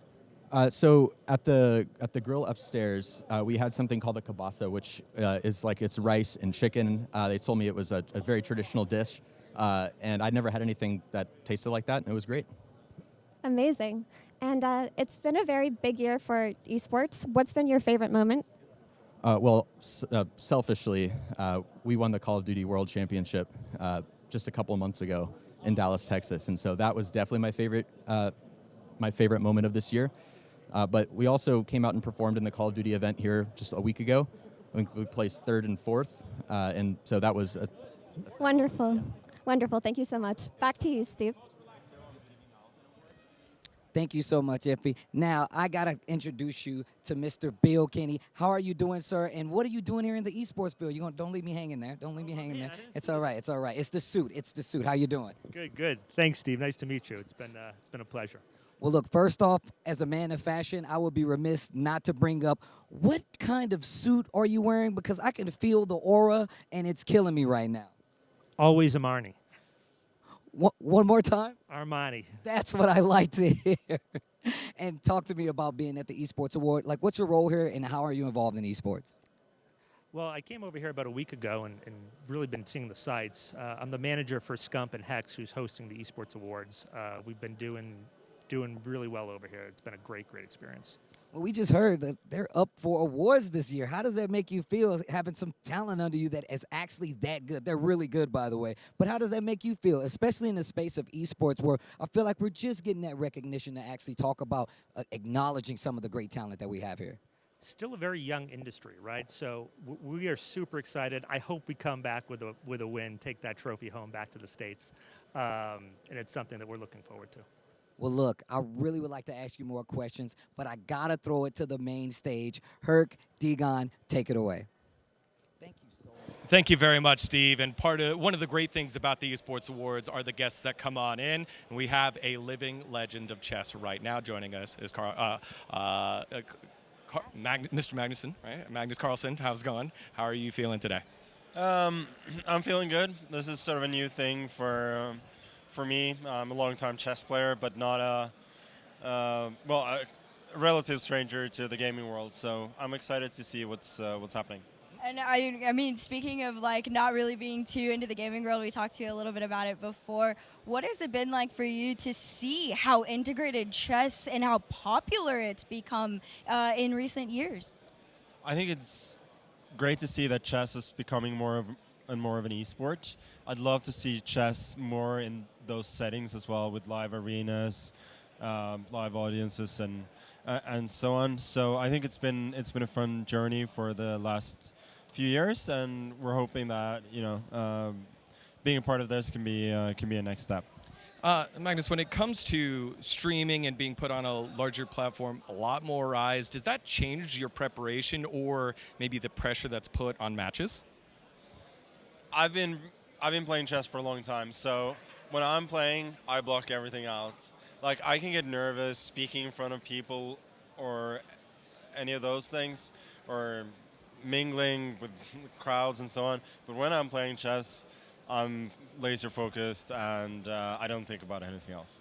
So for the folks at home who might not know who you are, you guys, this is literally a legend. This is the top of the top in the chess world. Tell us in short form a little bit about your story, how you got to where you are right now.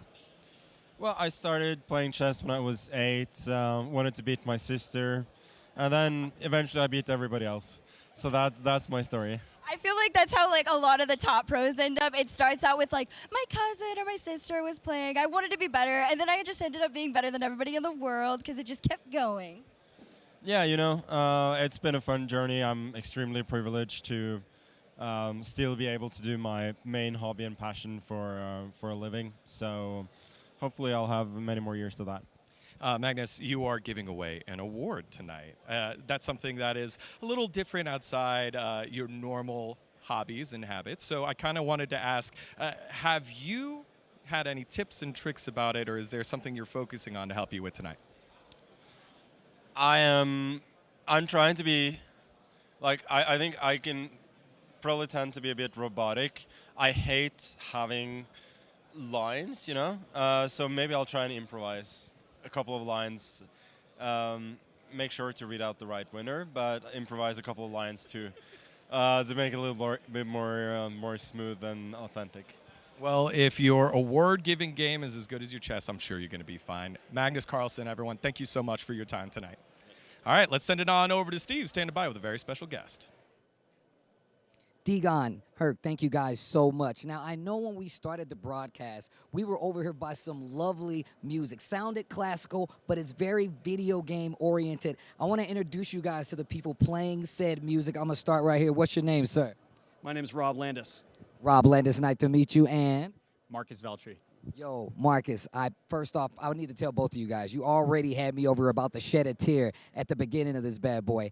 How do you guys like playing events like this? Because you guys play pretty classical video game music, and I feel like it really fits the tone of it. I know that's very video game to say, but, you know, I would like to know how you guys feel. Oh, we absolutely love it. I mean, you don't hear a lot of like video game music in like a classical style, and I feel like working with Marcus, you know, we're able to just really dial in and play some of our favorite game music. We love it. What about you? For me, like playing video game music, it links back to my childhood, so it's super nostalgic. Like, and be able to play at such an amazing event and be able to play music from my childhood, it really makes this experience really special, you know. I love to hear that. I'm a big music snob when it comes to this, so I really am interested in this. One of my questions is, you guys definitely do smaller like renditions of it, especially with the fact that you're on the violin, you're on the keyboard, of course. How does that go? Like when you come from some of these earlier music tracks, do you guys adapt them yourselves? Do you kind of switch it just a little bit? Yeah, we absolutely adapt ourselves. I mean, we generally try to take the basics of the song, right? We'll try to replicate that as fast as we can, and then we'll usually improvise and do some fun things on top of it. So do you guys get to play a lot of events like this? Is this like your first big gig, or? So we did a show in LA last year, so that was like that was my first time performing on stage playing piano. So this show is sort of like, this is sort of a new experience for me as well, so super excited to be here and be a part of it. Well, you guys already show a lot of love to the video game genre. Talk to me about what it means to be seeing video games kind of congratulated in this way, where we're pointing out a lot of the talent here that play video games for a long time and really love it. I think, you know, video games have really come into a time where they are rivaling the popularity of films and the quality of great films, right? Like a lot of people love film music and soundtracks, but it's time that people really appreciate the work that composers do for amazing video game soundtracks. So it's a thrill to be here. I feel like it'd be crazy if I didn't get your words on this. What about you? How you feel about that? It's amazing, honestly. Like, it's so fun to play video game music, especially that stuff that I grew up with. And, you know, where video games have come, like, from since even when I grew up, you know, it's amazing. It sort of seems like it's a celebration of the history of video games, and it's amazing to be a part of that. Well, look, I'm going to tell you right now, like I said, I'm a bit of a video game music snob, but I would like to know from each of you, I'm going to start here, what is one of your favorite video game soundtracks of all time? I saw the head scratch. I love the way this is going. Dude, this is a rough one. Dude, I honestly, I played so much StarCraft growing up that any of the StarCraft music I think is just killer, and it takes me right back to when I was 11 years old. It's just okay. So what about you? Favorite video game soundtrack of all time? I'm asking you this, and I'm telling you right now, I couldn't answer this question. So I'm glad that you guys are helping me out here. I got to give out a shout out to Zelda. I mean, just every single Zelda game, I mean, the music is so inspiring. I mean, Breath of the Wild, Tears of the Kingdom, the newer stuff too, the ambiance that they provide, you know, everything from Zelda I've just been a huge fan of, and of course just is super nostalgic at this point too, since I've been playing Zelda since I was a kid. Well, look, I'm telling you right now, speaking of Zelda, our stage host, Degon, was actually playing it on Switch in the back. Degon, talk to me a little bit about that, or maybe something else here. Thank you very much, Steve. Great to see the talent out here. And it's time to welcome His Royal Highness Prince Faisal Thank you so much for spending the time here with us. Obviously, you have spearheaded a lot of esports coming here, including Esports World Cup, which started about 8 weeks ago. I got to start that off with League of Legends. How's it been seeing it come to fruition now? Well, first of all, thank you for being here. It's a pleasure to stand up here with you. A little nerve-wracking, I must admit, but it's been a lot of fun. Seeing the best part for me is not just seeing the best teams and the best players on stage, but walking around the tournament. The amount of people who've come up to me and said that they've loved watching all of these games for years, but they never thought they would be able to see these teams live in person here. And the inspiration that gives for the next generation to know they can be that. And seeing the Saudi teams participate, I mean, it's been a lot of fun. It's a lot of work that leads up to it, but then when I get into the arena to watch, that's when I get to take a step back and have a little bit of fun, and you guys get to do the hard work. So I've enjoyed it. It is actually such an honor and so incredible to see how much the event has grown every single year. And I'm sure there is an incredible story behind, what all of this is. But I gotta ask, the Kingdom has been becoming, the spot for esports. This is where home might be one day. What does that mean to you? Well, I mean, our goal from the beginning was to become a global hub for gaming and esports. And everyone always thinks, that's a really fancy way to say, when you talk about gaming and esports, there's certain places that just come to the top of your mind. You think about Japan, you think about China, you think about South Korea, France, you think about North America, Canada. What we wanted to create is an atmosphere where Saudi was one of the countries that came to the top of your mind when you thought about this as an industry, when you thought about esports, when you thought about being a part of this as an industry. And I think we're getting there. We're almost there. There's a lot more work left to do. But I think, more importantly, the theme of today's event, the new Global Sports Forum. No, Esports Conference. Conference. Yeah. Sorry. But the theme of it is, the future of fandom. Because at the end of the day, this is all about the players and all about the fans. And if we can keep them at the center of what we do, I know we'll always have a true north. We'll always know where we're going. Because there's one thing I've learned in this industry. The fans will always tell you what you're doing right and what you're doing wrong. Very much. And quickly. So as long as we follow their lead, I think we'll end up in the right place and keep them at the center of everything we do. And the players as well. I mean, they're not a product for us. They're a stakeholder. They're a partner. And I look forward to seeing every year get a little bit better. And there's a lot left to improve. There's a lot left to do. But this is about the time when I get to take a step back and enjoy it. So it's good. Well, one of the major ways you've been doing that is the mega project with Qiddiya. Can you speak on Qiddiya a little bit for us, for our friends at home? So Qiddiya is a new city that's being built, focused around sports, culture, entertainment. And our first foray into Qiddiya we were asked to design an esports arena, given 10,000 square meters of land. That went well. We were asked to expand that a little bit. Why don't we do some add-ons, maybe some shopping, some food and beverage, maybe an arcade. So we were given an extra 10,000 square meters of land. And everyone got so excited about it. We now have actually ended up with a district that's about 200 acres with 3 arenas, a training center for players, hotels, office buildings, and retail, but all focused, built, and designed by and for gamers. It's a place that I look forward to moving to one day. And I think everyone who will come and have a chance to come and visit will look forward to coming back and seeing it. It's a place that's going to be a lot of fun. All right. Well, His Royal Highness, everyone, Prince Faisal, thank you so much for spending time with us here. Please enjoy the event. Thank you very much. And I hope you enjoy it as well. Absolutely. We absolutely will. That was great. You. That was great. You did amazing. Now you can breathe. All right. So now, coming up, live coverage of the red carpet arrivals and village at the Esports Awards 2024. Then we will go over to our reset studio to kick off the first awards of the night on our official pre-award show presented by Qiddiya. Then the moment that everyone's been waiting for, the 2024 Esports Awards main ceremony. Now, before we head on over to the red carpet where the biggest names in esports are arriving in style, let's take a moment to thank all the people who made this happen. Our dedicated partners have truly made an impact in contributing towards everything you're seeing here tonight. Let's take a moment to show our appreciation to them.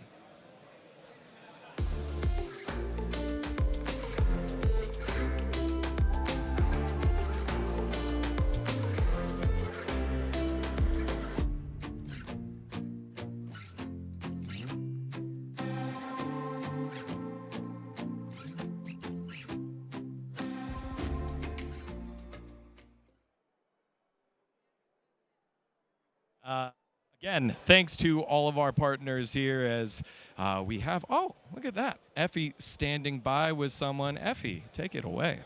Thank you, Dagon. Welcome back. And I'm here with a very special guest, Darren, with a very impressive resume. Please tell me about yourself. So I'm the vice president of gaming at an agency called Vayner Sports. We represent two of the biggest names in global gaming, but for sure in Fortnite, one of them is Bugha, who won the Fortnite World Cup back in 2019, has gone off to do a lot of other fun things, and the other is Clix, who's the most watched English Fortnite streamer in the world. And we also represent the largest Web3 gamer in the world. So those are our three clients, and everything else we do is all brand marketing consultation work. Wow. I mean, you are deeply embedded in this space. And with that being said, I have to ask you, did you ever imagine it would grow to this extreme to become what it is now? I had a feeling because of the way that I feel like the amount of investment came into the gaming space, which was like there were a lot of sports people that invested a tremendous amount of money into this space. So somebody somewhere thought that it was going to be big in person, but to be how big it's gotten now on a global scale, no, I wouldn't have predicted this, but it's been great. I mean, I think in person is important in the space. As you know, it's so digitally focused because that's where everybody plays video games and hangs out and you build this digital community. But the fact that we can do stuff in person like this, I think really actually humanizes the gaming space, which I think is important. That's very important. And with the present being so glamorous as it is now, how do you feel about the future? Extremely excited. Yeah, I mean, with the IOC, with the Olympics, I mean, all these big, huge announcements on a global scale, I think is really exciting. What excites me the most is in the community. I think these glitzy, glamorous events, the things that are flashy and sexy are super cool. I think it adds a lot of publicity to the gaming space, which is important, but I think the excitement for me is after the publicity and sexiness, what happens in communities, which is the most important. You know, the local communities that have the 10-person, 15-person gaming center down the block. I think that's where the real growth of the space comes, but I think it happens with the top and the bottom, and then you kind of squeeze in the middle. Absolutely, because that is the heart of gaming, and that's where it's all started, and that's where it's going to keep coming from. But thank you so much for your time. It's been wonderful. Back to you. Thank you very much, Effie. Joining us now is CEO of G2. It's Alban. Welcome. Esports wouldn't be the same without you and G2. How's it always, every year, coming into the Esports Awards knowing that you are such a large contributor to what makes it great? Thank you so much. Thanks for having us. And I mean, we contribute to the awards, not always winning, but always trying. We contribute to the World Cup this weekend. Until the last game, we're going to try to win Rocket League. So I'm very excited for this weekend. I mean, speaking of Rocket League, we spoke about it a little bit before this interview started, but for those of you at home, and I know all the Rocket League fans are watching right now, we all want to know, how's your heart rate been since Nax having to come in and you guys playing with a sub and it's last chance on the line today? Well, I mean, if anyone can win with a sub, it's G2. We did it in Counter-Strike very recently. So don't ask who is behind the mask. It's a samurai, and we come to win. You guys always do such a great job fielding some of the most competitive teams across esports, but also with the flair to entertain. How is that ingrained in the organization? Well, you know, if you're used to competition, in average you lose a lot. So if we just celebrate and entertain when we win, that's going to be very rare. So we decided to take another step and always be ready to lose dramatically as an epic failure. And it happens sometimes to any esports team, but instead of suffering from it, we entertain and we make fun of ourselves, which is the easiest thing to do. Well, I do gotta ask before we let you go, the event, you can see everything that's going on. It looks incredible. How excited are you for tonight? I'm excited. I mean, usually we are all in hoodies. So just to see all these gamers trying to impress with the suits, it's pretty cool. So I can't wait for it. We're contested with some categories. Content Team of the Year, Creative Content of the Year with MasterCard Academy. So, I look forward to it. Alban, again, all the activations, everything you do is always so entertaining. Final question. When it comes to those activations, what comes to mind when you find, hey, this is a partner for us at G2 that we want to work with, and you make it happen? I think we want to create something that brings value to the fans. The Academy for MasterCard is a good example for that. With Jagermaster, we created the after parties that a lot of on-air talent appreciated. So I think that's what we try to do. Just create value for the fans that just not come to watch banners or logos. They come to be entertained, and our partners wants to do that with us. We have the right partners. All right, Alban from G2, everyone. Again, thank you so much for your time. Please enjoy the event. Thank you for hanging out with us. All right, we're going to take a short break. When we come back, more red carpet, and then we'll be getting to the pre-show in just a little bit.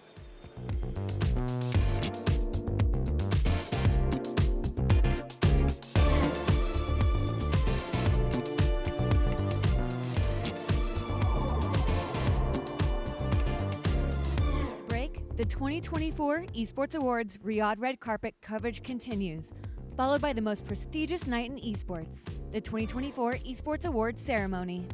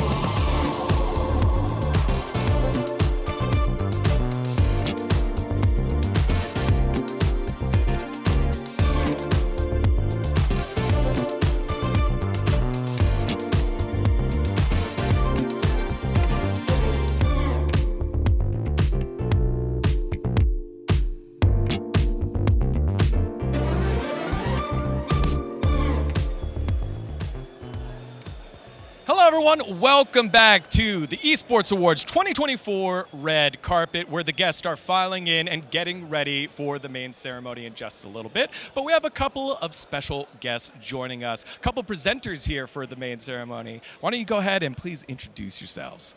My name is Casper Lee, and this is Seb. and we're really excited to be here. We're both friends from London, but yeah, I got in today, and this event is just ridiculous. So cool, so big. Everything you come to expect about the region. How about yourself, Seb? Yeah, I mean, look, I was at the first ever Esports Awards in London, I think 9 years ago. Yeah, it's 9 years amazing ago. to see how far it's come. It's been around the globe. My first time here in the Kingdom, so I'm really, really excited. What has been one of the biggest things that you've been, I know it hasn't been too much time since you've landed and been wheels down, but what's been one of the biggest things you've seen so far here at the event? Oh, well, just tonight, walking in, just seeing how much has gone into this. Esports is an incredible movement, and it's so good to see the investment there and people being recognized for their hard work. I'm a amateur Counter-Strike player from South Africa 10 years ago. I used to play all the time, and this would have been an absolute dream. So I'm pretending I'm here tonight to win an award, but I'm actually presenting one. Yeah, you get to touch one. That's pretty great. Well, I mean, speaking of the awards, you made mention that you had been at the very first one. I mean, we got to talk about the change that's gone down from the first one to now. What is that like for you? Yeah, I mean, to be honest, the first one was amazing. It was a really cool venue in London, not quite as big as this, but the scale of it, I think, is notable now. Like, everything's just gone up several levels now. All the brands that are coming in, it represents the growth of the entire community, the entire esports. So it's amazing to see. It's my first time in the Kingdom, like I said, and I'm fascinated to learn more about this area because so much is going on. The golf's coming from here now. I need to go and find a golf course. We're looking out for a golf course before I fly home, hopefully. Or if it's a little bit too hot, maybe for some night golf, who knows? The national sport of esports, golf. Well, that's why I got to get the plug here for my boys over at GGC. But you yourself have a club and organization for golf that you're a part of. Well, go ahead, give that plug. Yeah, sure. I have my own golf channel, Seb on Golf. I'm also part of Big Wedge Golf, which is a new golf group with some of the Sidemen boys and Cal and Randy and Lux. So we're having some fun. When it comes to content creators that you watch in the space, and when it comes to esports, what comes to mind? Who comes to mind? Well, it's interesting. You mentioned the Sidemen. I feel like, they're not professional esporters, but they come from the gaming world, and so much of YouTube itself comes from that. I even started making videos myself because I was a gamer. So yeah, I'm probably more of a casual gamer watcher. But some of the competitive stuff I'm seeing is really exciting me as a fan, and I'm looking forward to seeing more. Absolutely. Yeah, Casper and Seb, everyone, do you know what award you're giving out tonight? I'm putting you guys on the spot. Yeah, I think Content Group of the Year I'm doing, yes. And I'm giving out commercial partner, so hopefully I can get a deal done after this. Absolutely. Well, tonight is the night and the area to do so. Thank you so much for joining us here on the main stage. Please go enjoy the rest of the night. All right, well, we have someone standing by right now, another special guest standing by right now with Effie. Effie, take it away. Thank you, Digon. Welcome back. And I'm so happy to be standing here next to one of my favorite women in esports, Karina, the CEO of Zimt. I mean, you are a powerhouse. It's always such a pleasure to see you. Thank you so much. Honestly, I still can't believe it. And it's been a couple of years that I'm attending Esports Awards. And wow, I mean, look at this. Now we changed the location. It feels like, everything is truly global now. And love to see you here in the interviewer role as well. Congrats. Yeah, we do a little bit of something. But I know it's been such a busy year for you. There's always so much going on. Can you talk to us a little bit about what you've been up to? Yeah, so this year is actually our second year of working as a separate company, and we've been doing a lot of fun content with teams, in particular Team Vitality, and here in Riyadh we've been working for EWC, shooting some content with professional players and influencers, and yeah, I hope you guys check it out.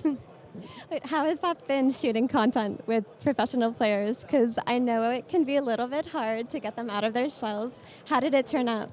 Well, now it's been, I don't know how many years that I've been doing that. And honestly, I think it's always about finding something personal, a way to connect, a little bit also if it's a younger player, to teach them about it, teach about the industry and the value of the media. So, I don't know, I just really love it. Always treat everyone as a human next to you with kindness, and it all works out great. It's always such a treat to watch. I mean, I love your DHL segments that you did a couple of years ago with Dota. Those were some of the funniest content segments I've seen in esports, and I just think you're such a pleasure to be around and work with. But with that being said, you've been in Riyadh for a long time. It's been a long event here, but it's been very productive. What's been your favorite part? I don't know. This is so crazy because, like, when we shoot content, we kind of like outside the event within the event, and then watching just like some finals, watching even like MLBB tournament, female tournament was so great to see all the girls and working with Vitality's MLBB team. Watching Navi win CS tournament. I mean, honestly, I think this week we didn't do much. We saw the edge of the world. Totally can recommend. I petted a camel. So honestly, it's like a very, very diverse set of experiences, but super interesting. Definitely. I mean, this time around, it's a little bit easier to stand the heat because I feel like the body gets used to it. But very, very interesting. Definitely unusual. Not something I experienced before. So yeah. Amazing. It's always such a pleasure to talk to you. Thank you for taking the time. Back to you, stage. Well, my goodness. I mean, taking a peek at that crowd, everybody looks incredible, but I think these three might be best dressed in the room tonight. We've got two creators and the co-founder of SAUL Esports. Guys, welcome in. I mean, we got, honestly, I want to start right here. Love, introduce yourself, and then we got to break down the beautiful fit. Thank you. This is by Isha, the designer Isha Vahal, and it's called a sari. All of you might know, but for the global audience, it's an Indian attire called sari. It's so beautiful. Is this custom or is this just like something you can go and find in a fancy shop? Yeah, I think you can find it anywhere in India, but I personally customized this for the event itself. Yeah. You look beautiful. Yeah, Payal, you look great, but I can't leave Parv hanging by himself. So tell me about your outfit. The trimming looks great. How much prep came into this outfit tonight? So I'm wearing Gaurav Gupta. Animation has helped me a lot, so it's solid. And what's it like now being here in Saudi Arabia with an event, just like looking at all this? How's it been so far for you? I have landed a day before, and it's been so amazing so far. The city is too good. So Perfect. And Amish, same question to you. Your outfit, you've been to multiple different esports awards. What was the inspiration this one? I love wearing tuxedo. This is a tuxedo by Gaurav Gupta, same designer for both of us because I styled him as well. And yes, it's fantastic being here in Riyadh, my second time for a esports and gaming event, and always fantastic being in the city. I mean, and I got to talk to you about that. You guys take over the world. I mean, if you haven't heard of them, you low-key live under a rock. You guys have won a ton of awards before as well. What has that kind of meant to y'all? What does winning an esport award mean to you? I think it means the world to us. To put India in the gaming and esports industry on a global map, it really means a lot to us. It's it's a testament of our vision. India has just gotten into the race of gaming and esports, and I'm glad that within 5-6 years we have been able to reach here. It's great. So then my question, Herc, you can help me out. This is to you, Payal. Being part of the group that won Content Group of the Year before in the past, what's it like being on such an organization that has a mission like that to share the best in India to the rest of the world and has been so successful at it? I mean, I'm so proud and I'm so lucky to be a part of that organization. We all are like a family. And some of us stay under one roof and create content. We play games together. So yeah, it feels so good to be a part of such an amazing group. And I'm feeling so proud to represent my content group here. Yeah. And then Parv, to you, some of the trends that have been happening in terms of the last several years of content, what have you seen the biggest change over the last 5 to 10 years? What has been the biggest change in terms of content? In terms of content, first it was a vlogging, then it's come to challenge videos, and it keeps on changing. So for the last 2 years, it's challenge videos basically. Absolutely. Well, again, thank you so much for coming out. You guys look so dang good, and enjoy the show. Well, Dagon, this isn't the rest of the night. I know we're going to let you guys head off and have some fun, but there is more fun going on the other end of the carpet. Steve, how's it going over there? Herc, Dagon, thank you so much. I'm standing here with some of my favorite new influencers as well as personalities on the internet when we talking about these first-person shooters. Pac-Man, how's it going? Guild MM, how's it going? First off, before we start talking, you guys look ridiculous. I'm already jealous. Hit them with the one time. That's what I like to see. So first and foremost, how are you guys enjoying coming to the Esports Awards? Honestly, it's a great experience. I'm excited to be here. You guys have put on a great event, and I'm excited to see what's in store. Well, look, yo, Guild MM, you too, bro. How you enjoying this? Likewise, man. I can't believe the amount of effort in this event. I didn't know what to expect. but I got to get used to this. It's amazing. Honestly, hats off to everyone. So talk to me a little bit about your content and like how it's affected you so far. I know you said you just recently moved back home. How's it been going and how has the content been going? Honestly, the content journey's been good. It's been an adjustment to the algorithm stuff, you know, shifting from one place to another. But it's been incredible, honestly, man. Being back here in my happy place in Dubai, you know, and now being invited to events in Riyadh, beautiful city. I'm living a dream. Well, look, Guild MM, you were telling me you guys just had a big event over here recently. Talk to me a little bit about it. Yeah, we recently in Dubai had the Dubai Esports and Games Festival, which was back in May. So it's similar to, you know, sort of like a game expo with a lot of games, developers, summits, you know, to talk about, you know, companies coming in, talking about, you know, initiatives and things like that. So for me, honestly, it's amazing to see that not only UAE, but Saudi is also doing the same. And both countries are doing it in a different way, in a different sense, but are each making sure that there's a lot of synergy left for both of them. So that's, to me, the best part is the collaboration and the initiatives you see between both countries. I mean, personally, like, you know, obviously there's a lot of game events going on all over the world, so it's really cool. Would you like to see more events like this and just like the one you just mentioned, like coming to this area, this region? Easily, bro. I think this is some of my favorite stuff. As a gaming creator, these things are like our Golden Globes in a way, right? So we like seeing these things. And at gaming events, EWC is killing it. We have Esports Olympics next year in November, hopefully. We have Dubai Esports Festival again, hopefully. So I'm excited. I'm excited to see what's in store for the future, and I'm excited for the whole region, to be honest. Well, look, I can't wait to get you guys on the docket next year. It's been a pleasure talking with you, Jenim. I got to shake your hands one more time. Make sure you follow my guys, and make sure you follow these guys over to the stage. Take it away.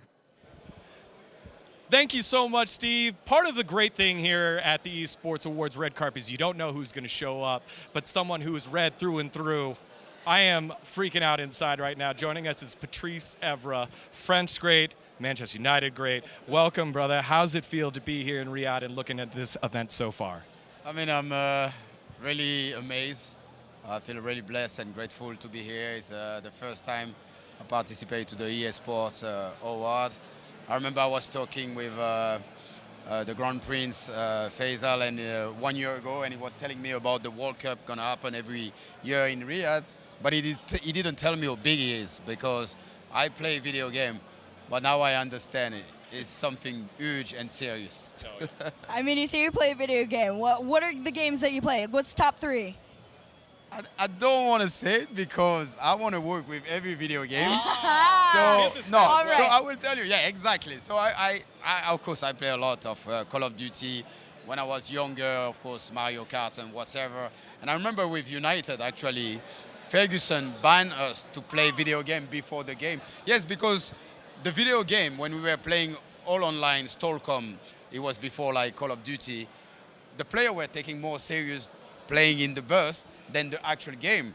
So he banned us playing video game before the game. And that's with all the sponsorships during Champions League. I know what console was on there the whole time. Hey, you've now made a transition into content creation. What has that been like for you? And I know it's a stretch, but is there a comparison between the preparation you put into competition, sport competition, and then your content creation? I mean, it's, you know, I didn't have any strategy. Like I say, when you play football all your career, that's what you have to eat and sleep every day if you want, you know, to perform and stay at the high level. And when I retire, I just wanted to show myself to the world, because, you know, when you play football, it's really strict and you can't really be who you are. And don't ask me, it came from my brain. I have 10 people inside my brain. So one day I can be your clown, one day I can be your motivator, one day I can be serious. But at the end of each of my video, I always make sure to send a message and to make the world a better place and to take care, because, you know, I'm passionate about life. And, you know, my slogan, I love this game, is nothing to do about any game. It's about life. Sometimes in life, you win, you lose, but just stay positive. I mean, that's so inspirational. I feel like a lot of the time content creators don't really make that personal connection out to their audience. So having a message out there is so important. So speaking of messages, what message would you have to everyone out there right now, especially experiencing the Esports Awards for the first time? I mean, enjoy. You know, life is so short. That's why when I say I feel blessed and grateful, I really mean it. And be yourself. You know, don't pretend to be someone you are not, because this is your life at the end. And be passionate and dedicate about everything you do in life. And, you know, I have always that little voice in my head saying discipline, discipline. No matter what I feel tired, I always say to people, they're like, Patrice, but you're not tired, you're traveling all around the world. I say, when I die, I have plenty of time to rest. But now I'm enjoying every second of my life, and that's the message I want to say. Be a good person. You know, I am perfect to be imperfect. And, you know, don't matter about the judgment. Believe in your dream. I believe in my dream since I was young, and go for it. But you will have to work hard and make sacrifice. I don't know. That felt like straight out of Fergie's mouth. I feel so inspired. But got to bring it back one more time with another Manchester United great. You have been doing your content series with Korean legend Ji-sun Park, and was it Man in Europe? Can you tell us a little bit more about what you have in store for the future? So we're gonna do mine in Korea. You know how much I love Korea, so yeah, nobody know it. So I don't like the fact now you're telling to everyone. It was a little secret. But no, I mean, Park Ji-sun is my brother. He's the godfather of one of my child.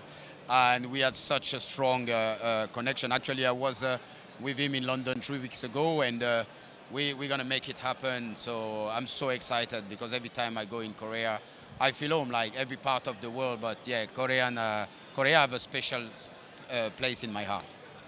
13-3 right here for Manchester United. Glory, glory. Thank you so much for joining us here. Patrice Evra, everyone. Please enjoy the rest of the event. All right, standing by right now with us is Effie. Effie, take it away. Thank you, Degon. I am fangirling right now, I'm going to be honest. I'm so excited to be standing by Fatality, one of the pioneers of esports. I mean, if not for you, we wouldn't have so much of this.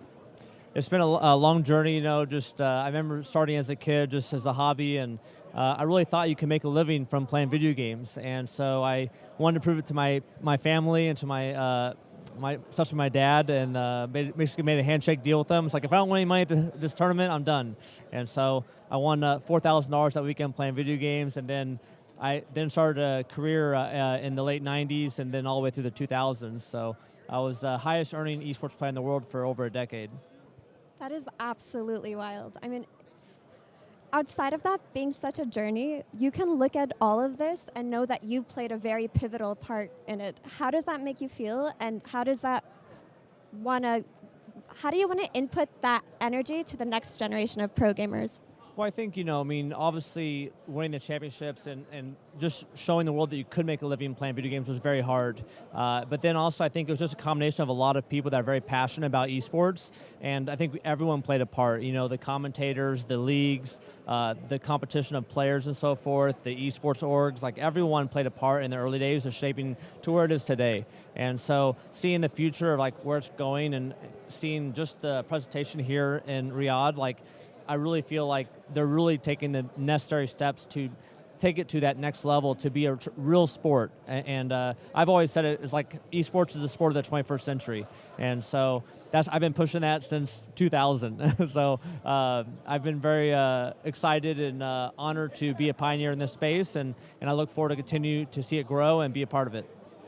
That is incredible. It's truly been such an honor to talk to you. And I hope more of this grows and you can take more pride in all of this. And with that being said, we're going to throw to Tasty to Steve.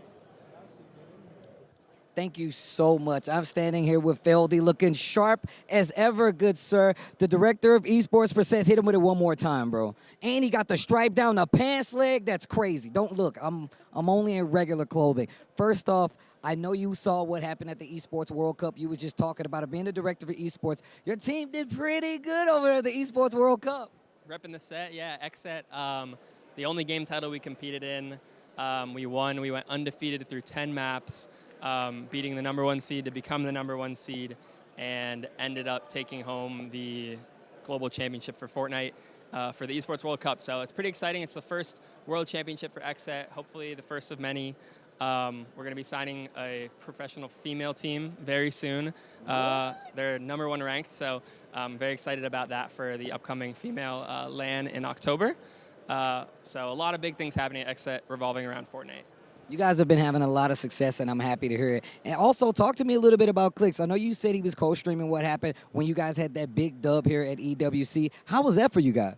Yeah, Clix was co-streaming the Fortnite finals for XSET.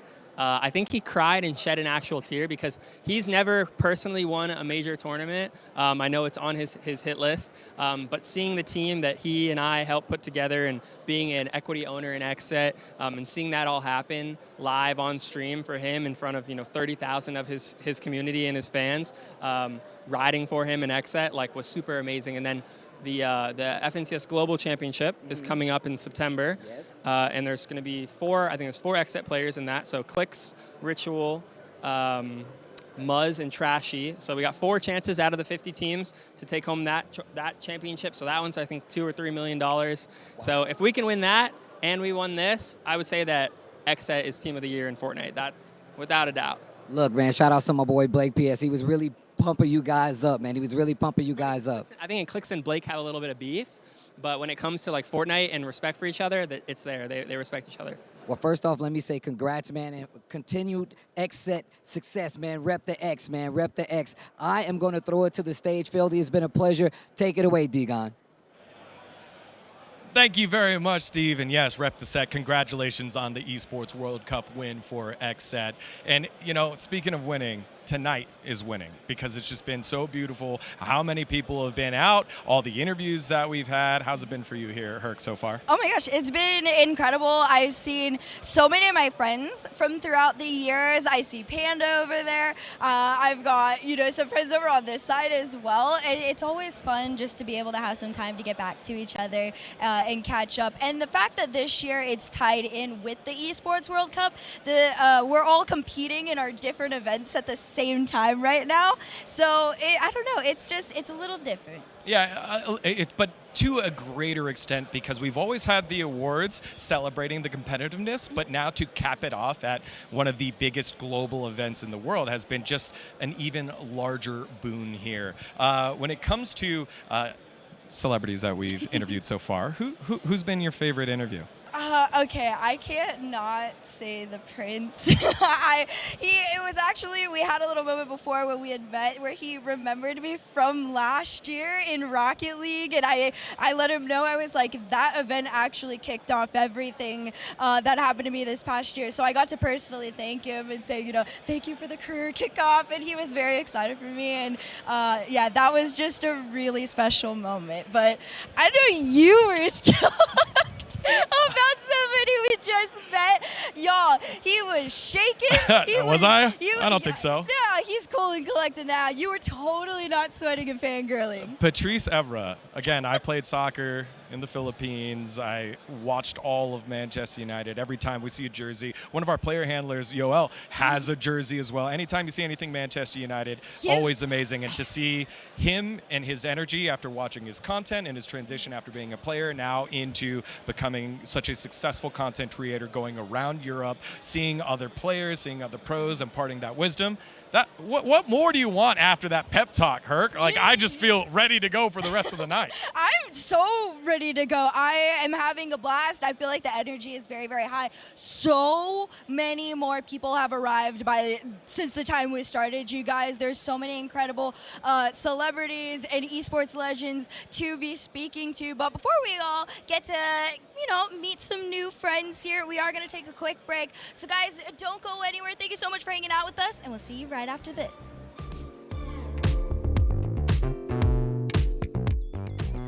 Stay with us. We'll be right back after this short break.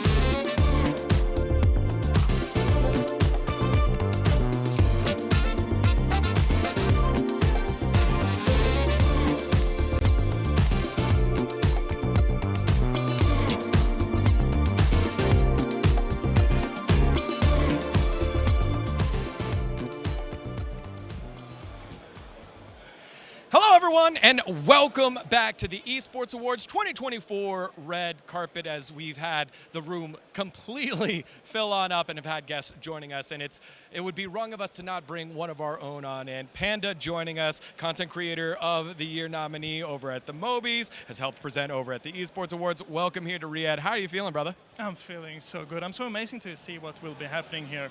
I'm not sure what to expect. Well, actually, I kind of know what to expect, actually. So yeah. All right, dude. I just mentioned you on broadcast because they were like, oh, like you got any friends out here? And I was like, oh yeah, I see Panda right there. We see each other on Instagram a lot. I get to see a lot of the content that you put out there. You have been hard grinding. You are probably one of the most consistent people I've ever seen online. So I want to ask you about that, dude. The grind. How have you not ever burned out? I'm asking that question every day as well. I'm like, how am I still doing this? But I guess it's just a passion for like YouTube and the content and everything that like goes with it. So, but yeah, I've probably been close to burning out, but then maybe took like a cold plunge and then it's back at it again, maybe, yeah. You get the nice break here and you're like, okay, I'm gone for a few days. It's really hot. Maybe not the cold plunge. Maybe not the cold plunge, yeah. Yeah, I guess some type of a break here, but it's still work in a way, so. But it's very warm here.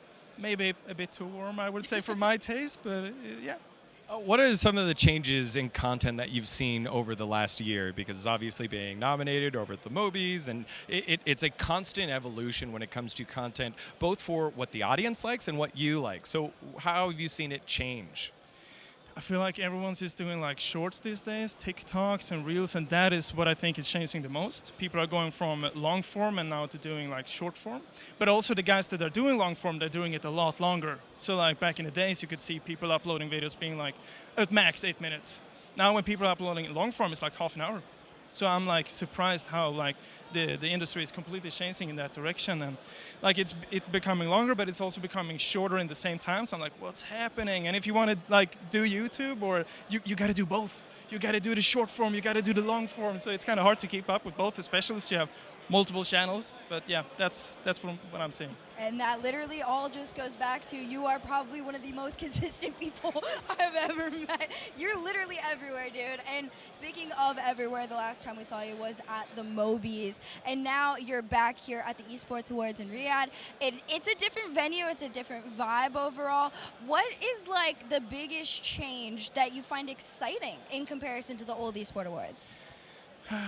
So this is my second Esports Awards. So like I feel like the last time was in Las Vegas, and that was really big for me as well. I felt like everything in Las Vegas is big, and the same goes here. Like the buildings are huge, and they feel like they try to overdo themselves with everything. My like where I'm staying, like well in this hotel, it's like what's happening? My room is insane, and I feel like the same goes for the Esports Awards. I'm like, whoa, what are you guys doing? It's too much. Chillax. Relax. Well, it's extravagant. It's extravagant, and one of the things that has made it so great. How does it feel like when you're now, this is your third award show, second time here for Esports Awards, when you're picking out the outfit? Because you know what we normally wear, and then going about picking the fashionable outfit. How do you go about picking, all right, this is what I got this week? I picked the same old, same old. This old thing, I'm not sure when I bought this. Actually, I have new pants since last time, and maybe new socks. But that's like the same thing. I actually have a suggestion. Yeah. We're all gamers, right? We all play in sweatpants, sometimes a shirt. Why do we dress up? We're gamers. It's a fancy show, Panda. Okay. You do it one time a year, maybe two. Okay, I dress up once, okay? Very content creator of you, challenging the norms that are there to see if there's like an edge, and if not, the question is worth it. Yeah, no respond there, no respond there. You will see me next. What would you say if I come in sweatpants next year? You probably wouldn't be let in because you look so dang good like this. Look how white the shoes are compared to the pants. Panda, everyone, thank you so much for joining us here at the red carpet. Please go and enjoy the rest of the evening. Thank you. All right, let's take a look at some of the highlights here that we've had so far at the Sports Awards red carpet. Welcome back, Digon. Guys, thank you so much. I'm glad to talk to some of the amazing talent. Thank you so much for kicking this thing.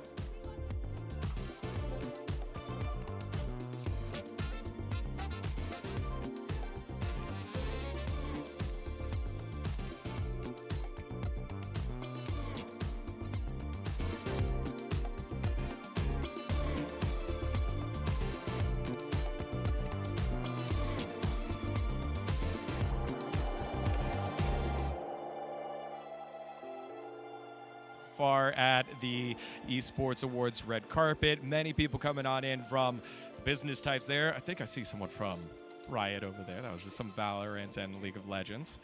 But as well as so many of our favorite guests that have come on by. Everyone's looked so ravishing, very creative, a little sparkly. I know that Effie wanted to find the sparkles, but she found a perfect dress who looks like the color was very good as well. Oh yeah, she looks beautiful. Everybody looks incredible. You look great. You're all fitted out in the Thanks, purple girl. this time.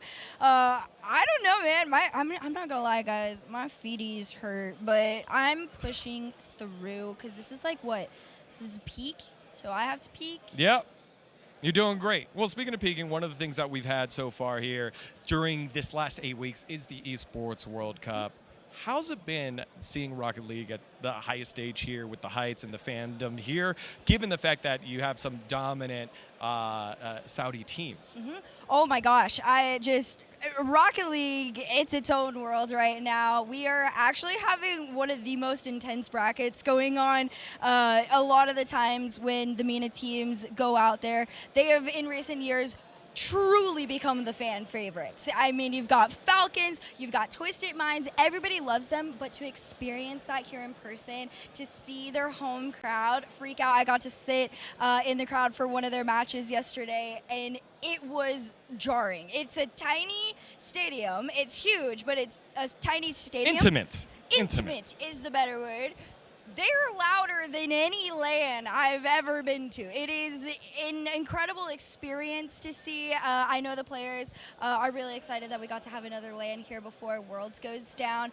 We always call this our like pre-Worlds or the Worlds before Worlds. So it's always a great experience to be out here with them. Absolutely. I mean, same thing for me. Over League of Legends, that was week number 1.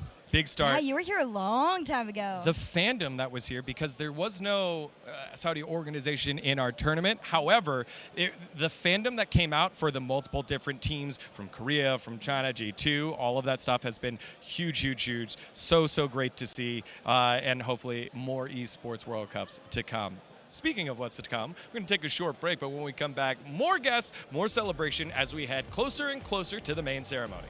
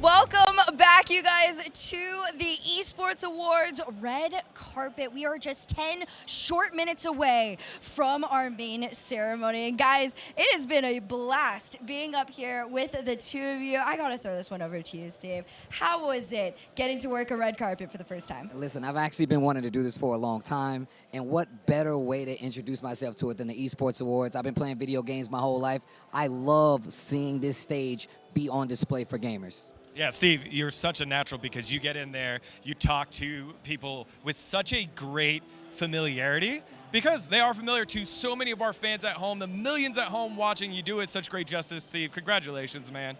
You did great. First off, look, I'm following you guys' lead, and it has been amazing seeing you guys up here killing it, and everybody we've been working with up here, obviously. But like I said, how have you guys been? How's it been so far for you guys? Yeah, it's been great. I mean, I met Patrice Evra. Like, right, you were like, you came over to me, and he was like, Steve, he shook I've been my doing hand. this for long, Steve. My hand's sweaty, but I just met Manchester United royalty. I just met football royalty, content creator, and to see him support this event, which is one of the great things about the Esports Awards. You get a lot of people from different walks of life who are saying, hey, what is this thing? And you're a vet. We've been in it for a while. To be able to kind of bring them into it and see like one of the biggest nights in esports, it's so great.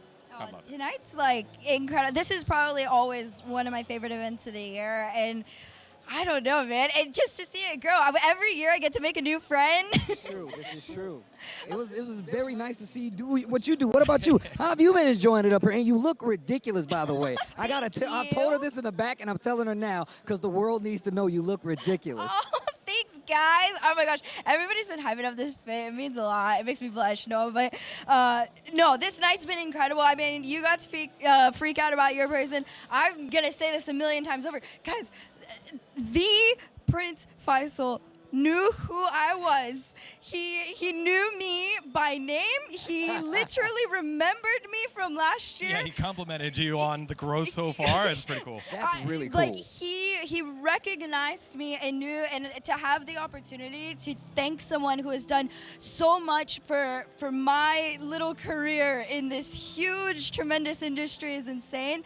And it's just so incredible to get to watch everything grow. So having my two favorite events kind kind of merge now is so special. Not so little anymore, Herc. Congratulations on all your growth. Same with you, Steve. It's been fun to watch you continue to reinvent yourself, lead the way in the FGC. A lot of fun. Effie as well, who I'm sure is walking around here somewhere herself in Dota and holding it down as an analyst in this space, breaking boundaries. It's been so fun to get to know you all and see us all be celebrated here. Again, in just 10 minutes, we will have the pre-show for the Esports Awards 2024 presented by Kadia in just a little bit. It's going to be the thing that gives away a couple of awards and sets the table for tonight. And we'll have OJ there, we'll have Jess there. It'll be a lot of fun. So yeah, Hex might, Hex might show up, Scump might show up. Again, Puckett the Great has been here as well. Steve, what are you most excited for the main ceremony? I want to tell you right now, I just love the fact that we get to see so many different awards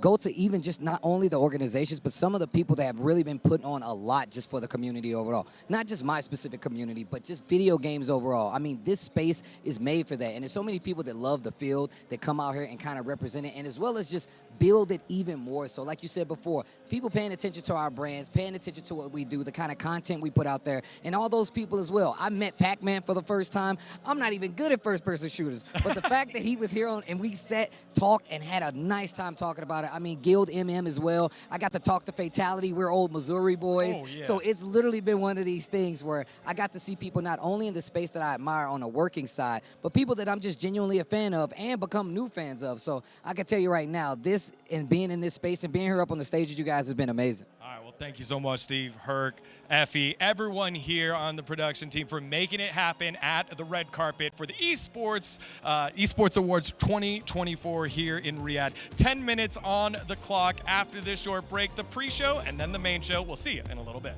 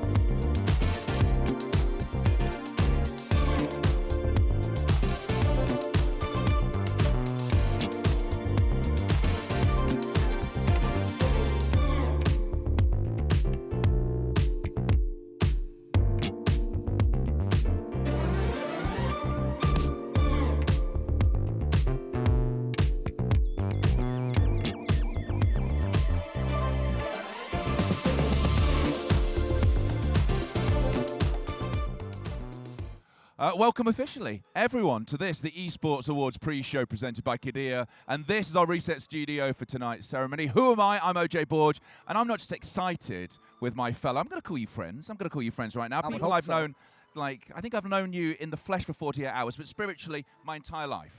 This is true. This is my true. entire life. If I ever get remarried, then you guys, I want you there to officiate. I love stuff like that. possible.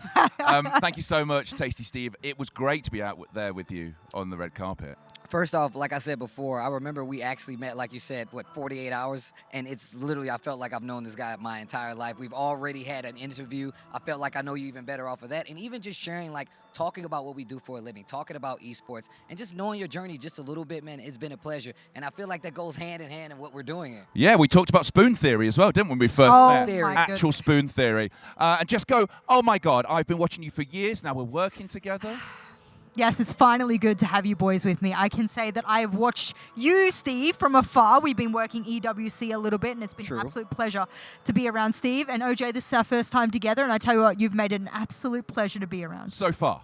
So far. There is still time for you to ruin it. Still time. There is still time for him to ruin it. This is a pre-show, and our reset studio, there is a reason before it. First, though, let us thank some people, shall we, Jess? Yeah, I think it's important that we start the evening by thanking our incredible partners, and a lot of those partners that we have throughout have been Qiddiya, of course, Esports World Cup that I just referenced before, Oakley, Honor, and of course we have event suppliers here as well. We've got Blinkfire and Dr. Suleiman Al Habib Medical Group as well. So thank you guys so very much for making all this possible. Let's talk about our favourite moments so far. Now, obviously, I was stood there watching. You interviewed me on the red carpet. It was wonderful. Was that your favourite? It was. So let's talk about our favourite moments. It's when Steve spoke to me, and I think you'll agree with me. It was what a highlight it was as well when I checked. Steve was like, God, you're dressed. I don't know why I'm doing your voice right now. God, you're dressed to the nines. You gotta tell me this jacket isn't ridiculous. If you could see this jacket. You guys need to see this jacket. Can you stand up? Can you hit us with the one time? I literally made him do Oh my, he looks so good. Oh my God. It's green. It's like James Bond-esque. Like a forest green, like a dark forest green, on top of the fact that you present so well, on top of you have oh, here we go. What's like a discount? What's like a discount brand? Like I don't, because obviously this is an international show. I would say in the UK, it's like, insert discount brand here, James Bond. That's what I am. You're the Walmart James Bond. Walmart James Bond. I'll take That two. transcends. I'll take two of those. I'll keep one with me. Absolutely. What was your?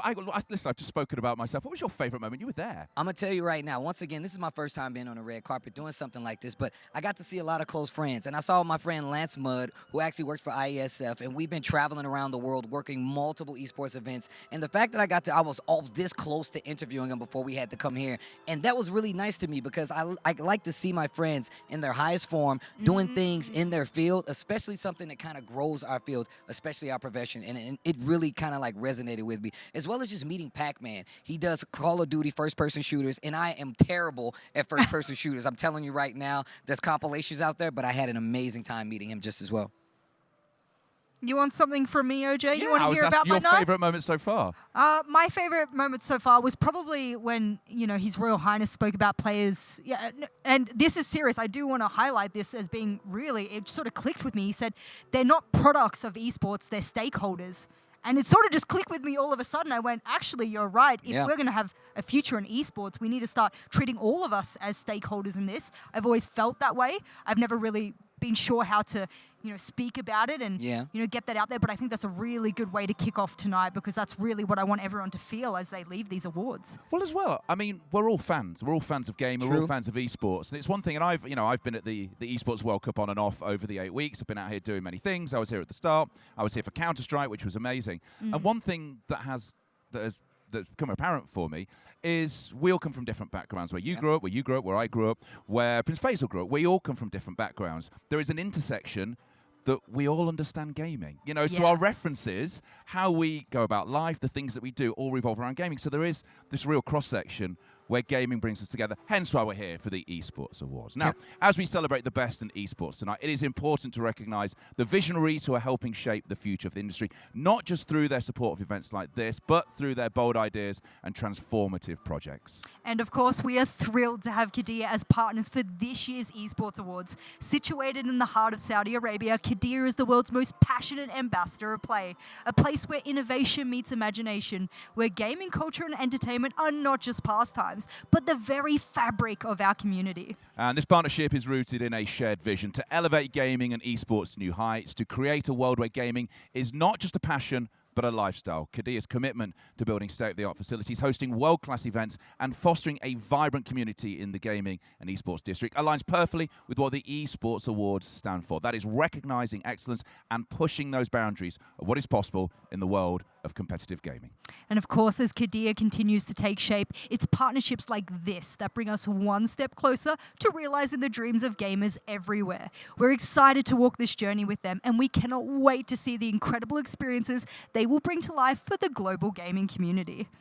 Absolutely. Now, one of the things we're going to do with this reset show, when we get into the main show, we'll be able to come out. Jess is absolutely excited about analysing everything. She has details, she has facts, she's gone proper full nerd. So I'm excited about that. And we are going to give away some awards. So we have some awards, like an amuse-bouche of awards for you to give away. But first, though, we want to look back on what I think, are we arguing? I think this is the biggest award. Not that we're giving away, that's going to happen tonight. Okay.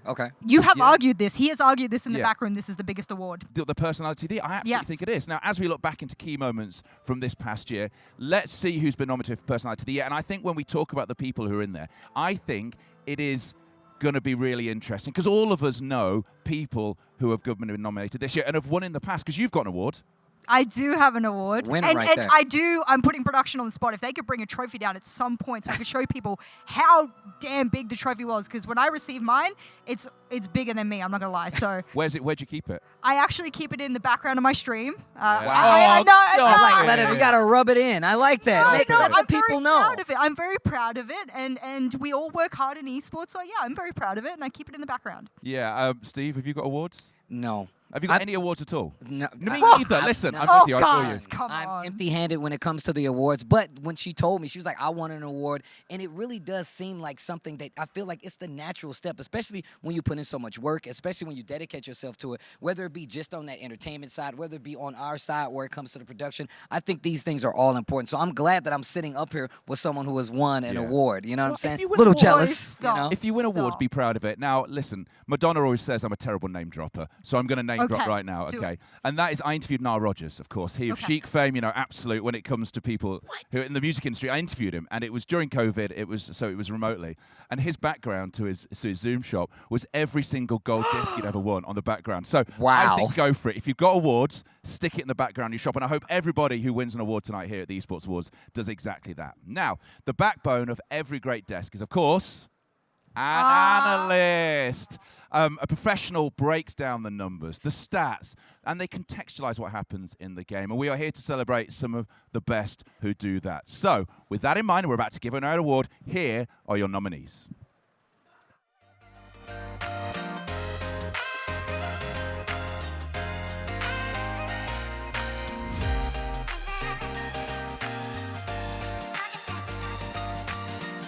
Esports Analyst of the Year. Emily Rand. A Evil Cat. Pimp. T-Bates. Maniac. Purge. Seven Worlds Gaming. Alpha Ma.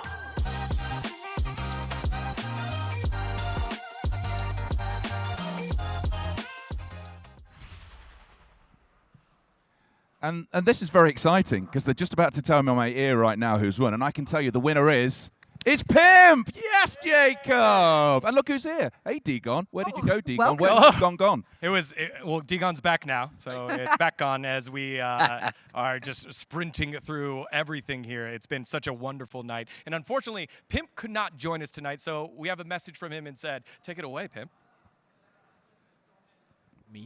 I'm not gonna lie, I did not expect to be nominated, nor did I anticipate whatsoever that I could potentially win this thing.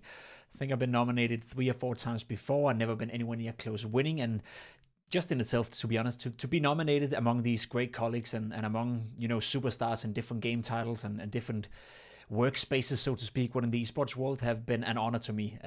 Winning or not, it doesn't really change anything for me. I appreciate the appreciations that I get from just being one of the few names that can say that I've been part of a vote. So for me to win this, that's honestly blowing my mind away. I'm not gonna lie. I was looking at the different names of Analyst of the Year, and I'm thinking to myself, holy moly, those are some of the best we have in the business. So I was just proud to be part of that list. So yeah, thank you so much for casting a vote for me. Thank you so much for making sure that I could walk away from this with some sort of title. And obviously thanks to all the different TOs that throughout the year have used me, hired me, schooled me, learned me, tested me, and gotten me to where I am today. Really appreciate it.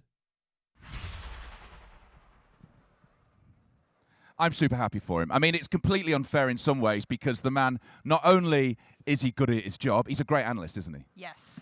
Yes, he is. And I think the biggest thing that I feel really personal about this because when I won my award, I was like, oh, there's 2 people that I think were really rivaled me on that list, and Pimp was one of them. So the fact that he finally has a trophy to really, adorn that fact as well has been really fantastic for me. And he's one of the faces of CS. Let's be honest here. It is one of the biggest esports in the world, and I'm so glad he finally has a trophy. He's always right. Whenever we do predictions, like weirdly, every right every single time. The other thing is, and I was just with him in Cologne for the last IEM, you have to get up very, very early to get to the gym before him. Because if you don't, and he's on one of the machines, he's there for hours. Like, literally, he was on one of the bikes for about 3.5 hours. We were like, come on, hand it. I was like, no, I'm training for a Gran Fondo. He's taking part in the World Championships of the Gran Fondo. Yeah, I mean, again, Pimp is just synonymous with Counter-Strike, and even from the League of Legends point of view here, I know him with Counter-Strike. So again, congratulations to Pimp for the success here. He's a wonderful guy. He could just cycle a little less because when we first started,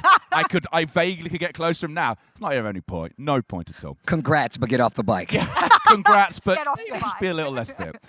So let's give away another award, and this one is new for 2024. It is the Community Leader of the Year award. Now this is the archetype and the embodiment of a true ambassador for esports. These are the people we all know about. Someone that is more than playing their part in ensuring we develop globally, together and for the long term. Now, this could be a pro player or an executive recognized collectively as someone ensuring esports continues to grow, and in a way that resonates for all.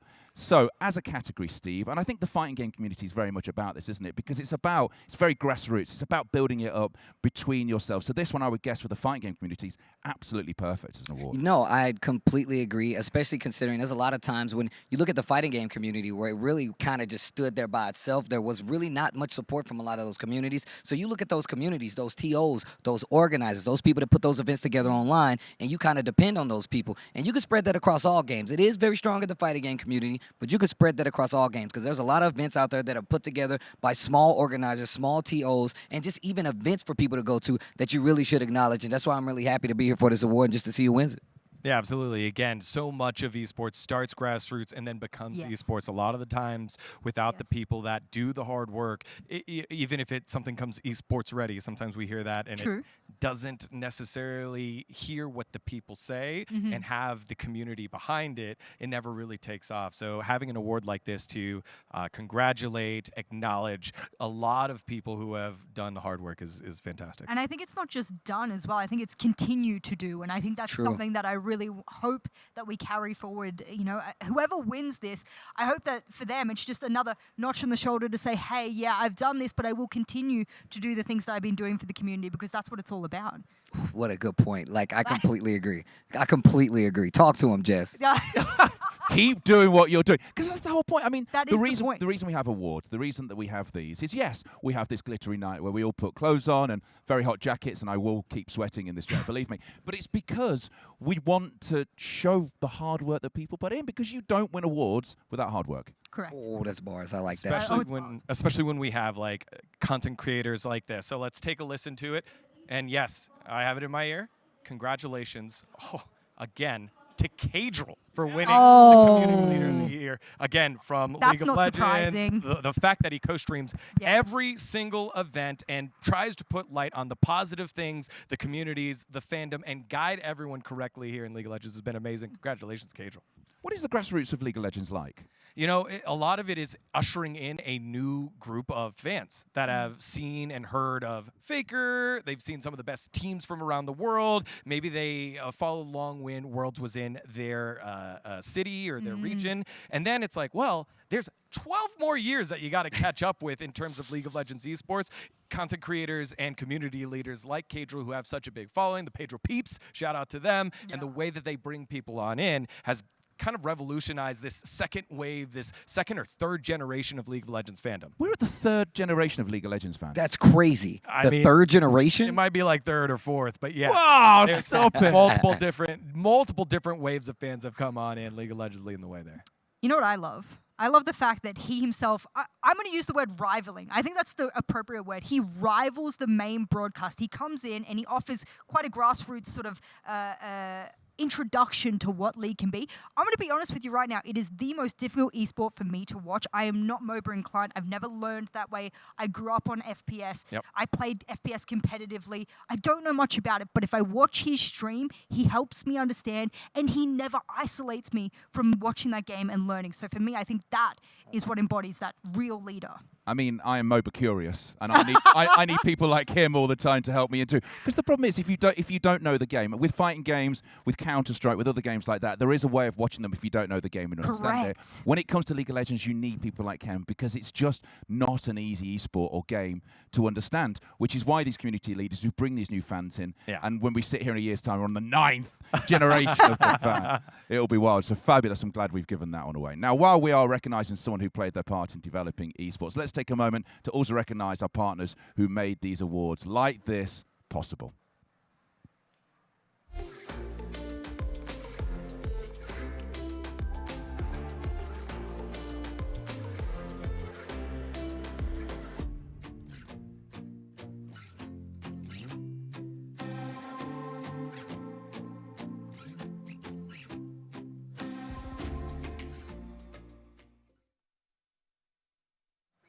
Oh, there's me being told what's just. I love that as well, because that, you know what I liked about that is that woman just there that came over to Dawn, that please. woman, Yes, she has a name. No. That woman just there who came in, Dawn, is actually part of the bigger picture of esports. Yes. These things don't happen without these people behind the scenes. So I'm actually glad that we caught her in here, because Did you see my listening face as well? That was definitely the OJ listening face right there. Which doesn't normally happen either. People tell me things and I put the OJ listening face on. Yeah. And then they Thank go, did you, you get that? I'll be Dawn. like, no, I was just, Say I it was watching again. the play of light in the distance. OJ, it's not just the thinking about face. a It's not just the sandwich face. over It's the teapot with the arm as well. It You is. get that action right there. Like- That's when I know OJ's listening to me. He's not, hey, I need the teapot, OJ. Listen, I've an age now where I've worked on the listening face for years. Look at Came it. up to it.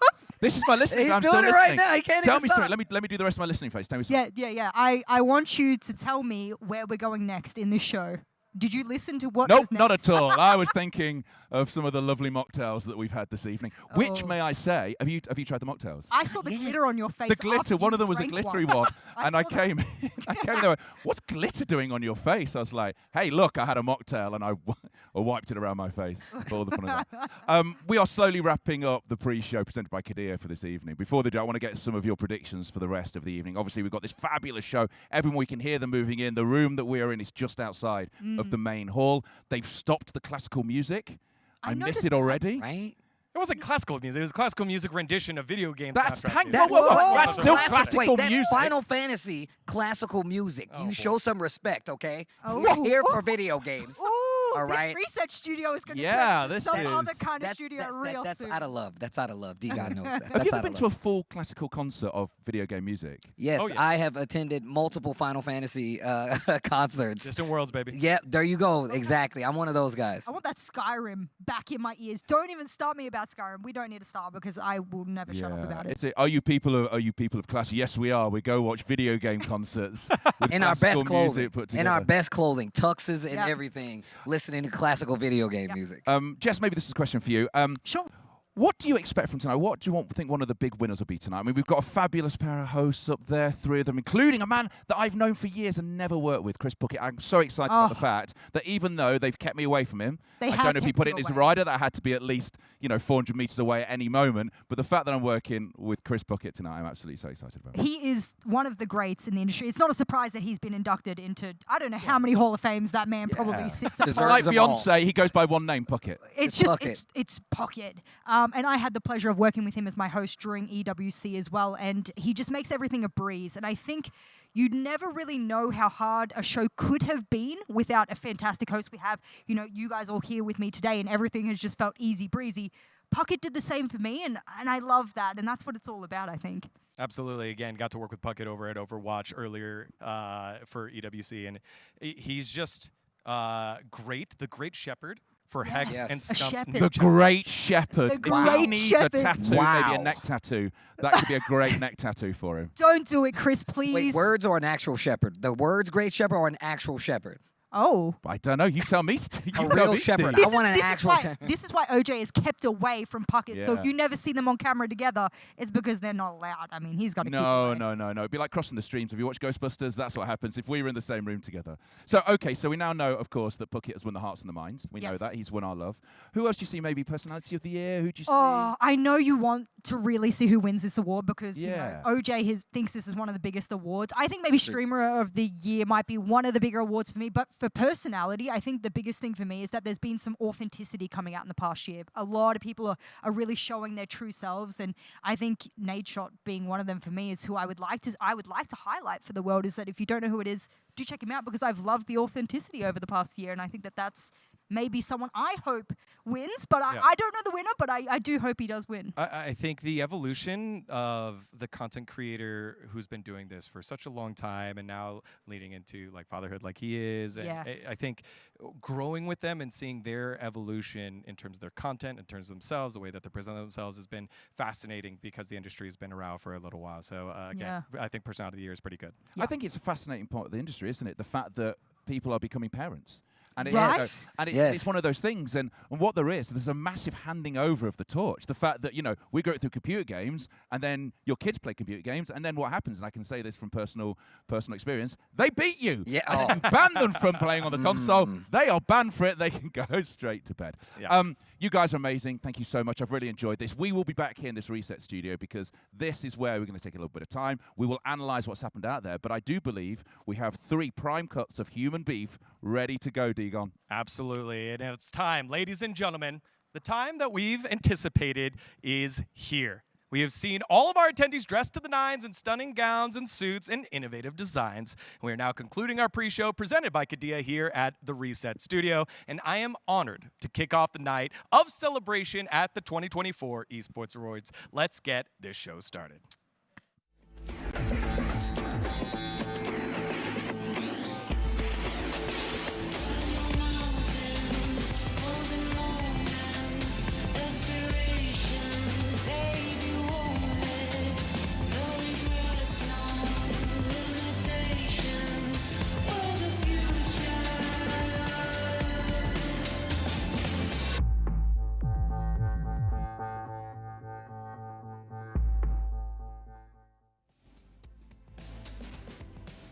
Evening and welcome to the 9th edition of the Esports Awards.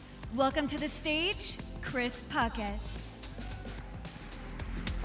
Yes, we made it. We made it here tonight. The Esports Awards are coming to you live from Riyadh in the Kingdom of Saudi Arabia. And we're honored to be playing our part in the Esports World Cup Festival, especially during this incredible closing weekend celebration. Hello, everybody. I'm Chris Puckett. I will be your host tonight, and it's my honor to join you all as part of last year's Esports Awards Lifetime Achievement inductees.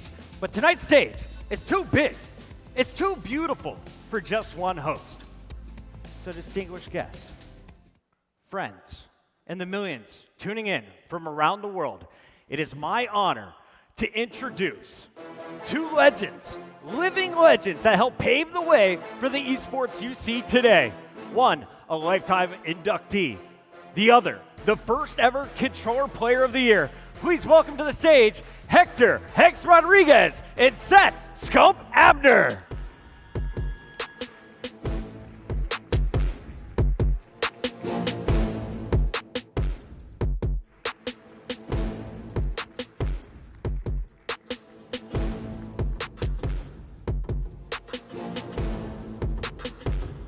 Why, Hex? How we feeling, baby? Feeling excellent, Puckett. Glad to be here tonight. And the man coming straight off the wedding over to Riyadh, Scump, welcome to the stage. What up, baby? Let's do it. Welcome to the Esports Awards 2024. It feels so great to be here in Riyadh with all of you here tonight. I, as always, will be representing the Green Wall. Yes, while our industry is still growing, it is hard to believe that we are already celebrating the 9th year of the Esports Awards here in 2024. And looking out into this beautiful crowd, I can see every single face that make this industry great.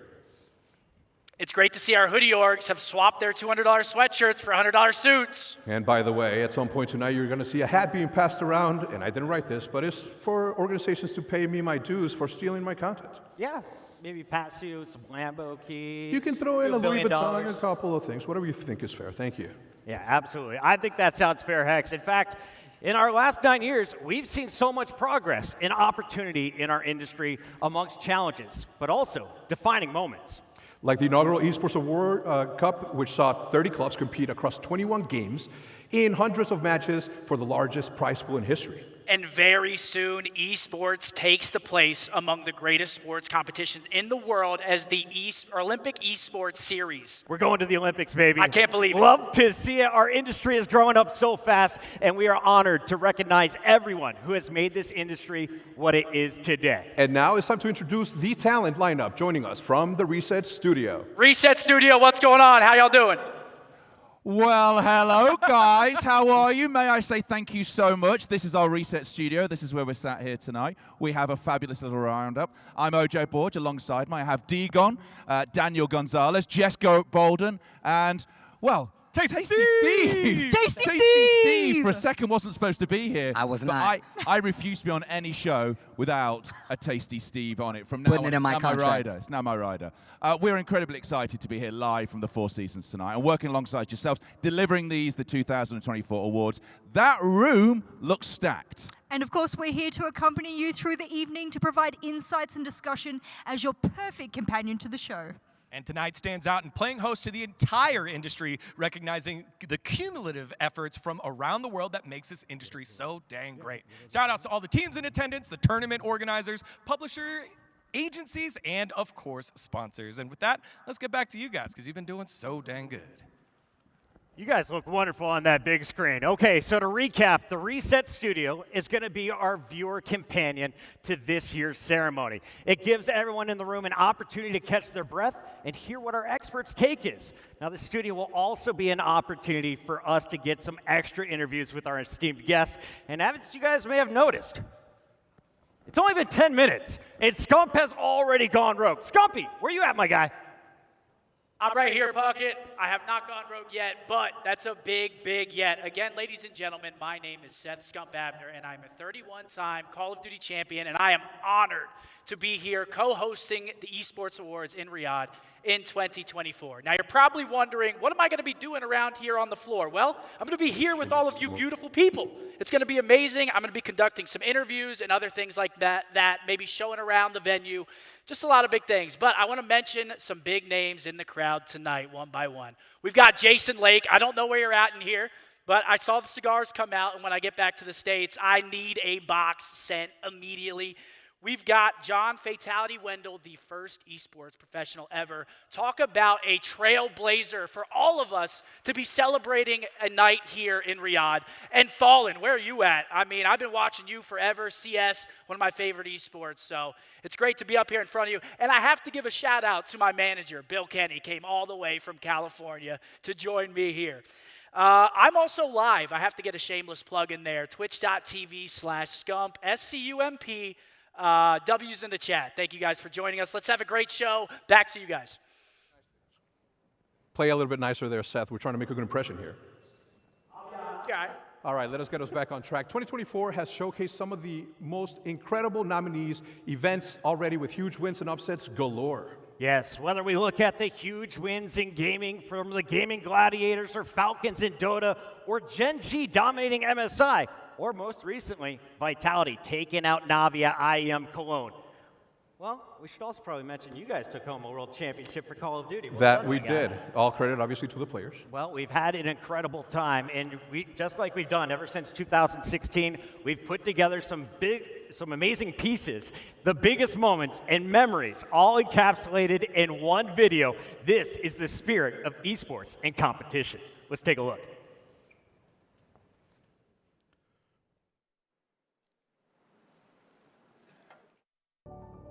Next to excellence is the appreciation of it.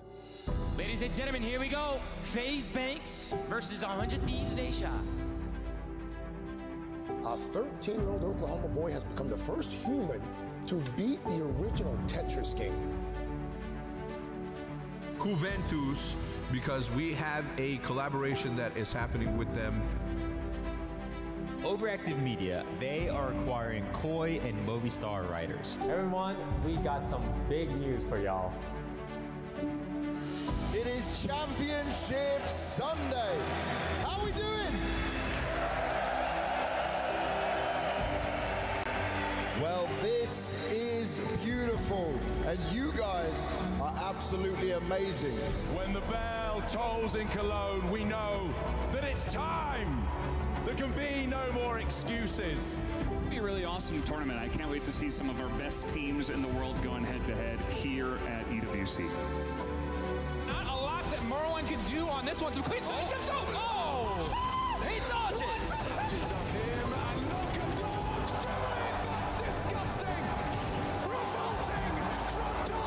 Once you eliminate the impossible. Adam, big cut out here. We're Watts last back. Rise moving up. Doing this right now. Making sure that nobody can really take it. Adjustments. Goodness me!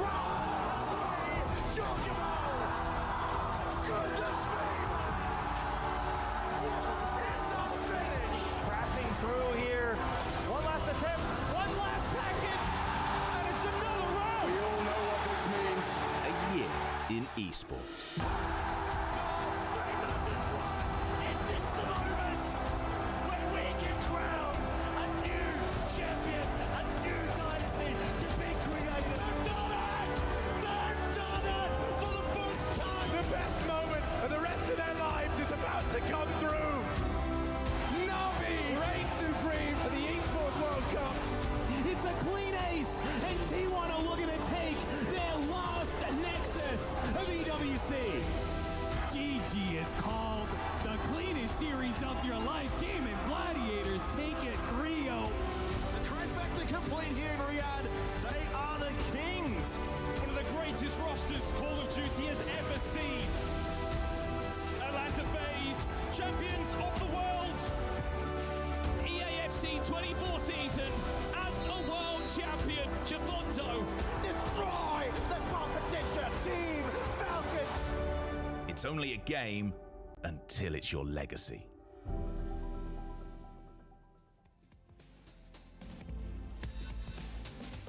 That is what esports is truly all about. All of those players, teams, organizations, all trying their absolute hardest to hoist that trophy and immortalize themselves in esports history. And if that doesn't make you want to be an esports pro, I don't know what's going to. Also, it's nice for me to see, a little bit biased, but optic, two trophies in that video. That's what we love to see.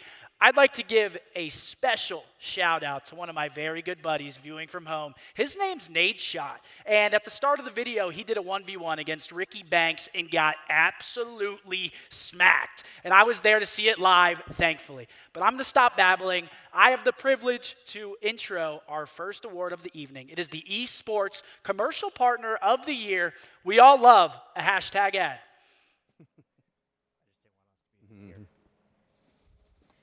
Please welcome to the stage co-founder of Influencer.com, Casper Lee and Hiago Marquez, to present Esports Commercial Partner of the Year.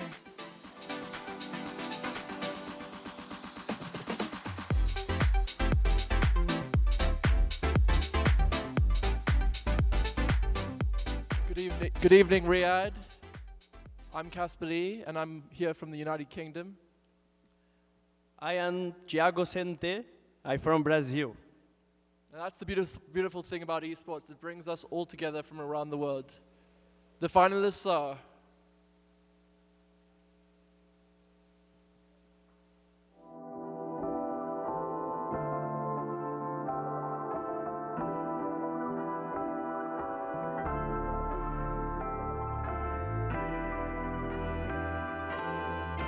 Esports Commercial Partner of the Year.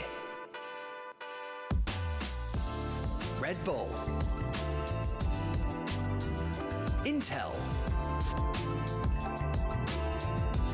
Logitech G, MasterCard, Razer, Lenovo, AT&T, Adidas,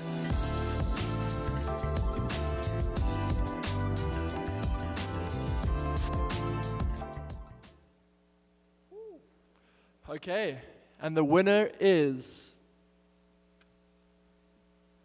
Whoa, it's amazing. Red Bull. Red Bull. Red Bull. This is Red Bull's 6th nomination and their first win.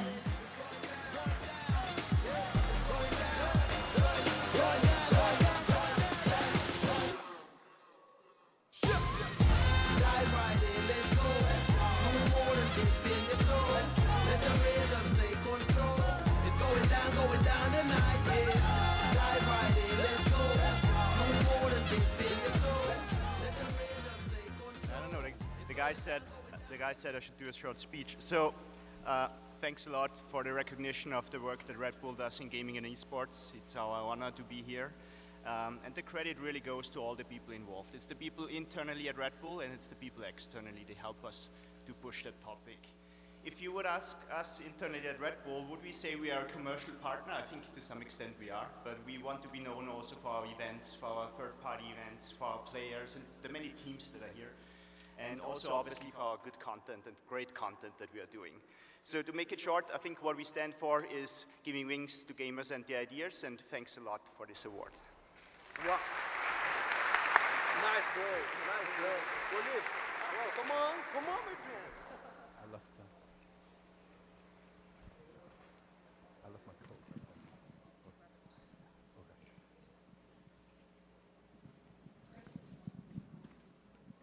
Good job. Casper. Please welcome to the stage Mr. Jerry Lau and Panda to present Mobile Esports Game of the Year. Congrats.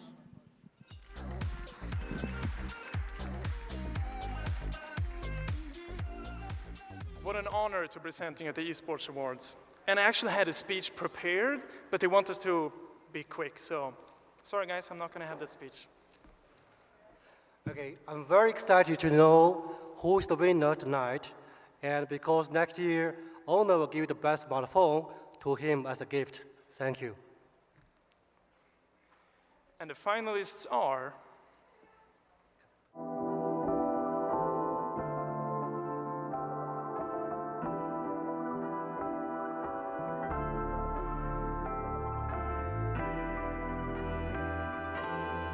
Mobile Esports Game of the Year, presented by Honor. Mobile Legends Bang Bang. Brawl Stars. Honor of Kings. PUBG Mobile. Call of Duty Mobile. Clash Royale. Free Fire. Pokemon Unite.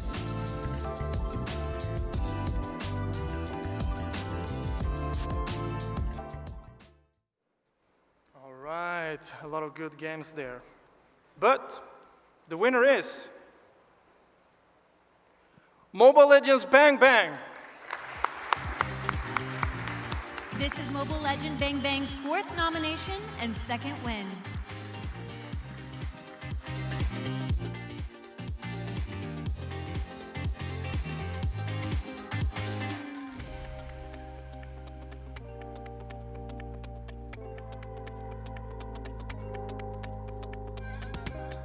Wow, it's really an honor to be here.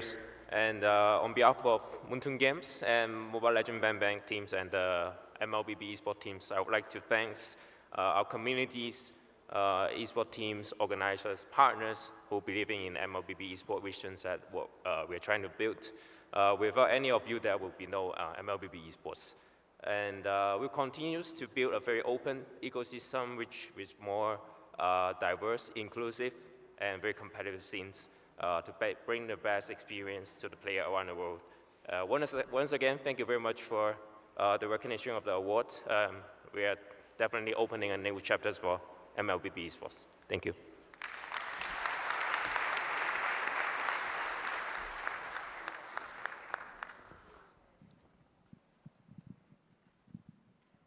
Please welcome to this.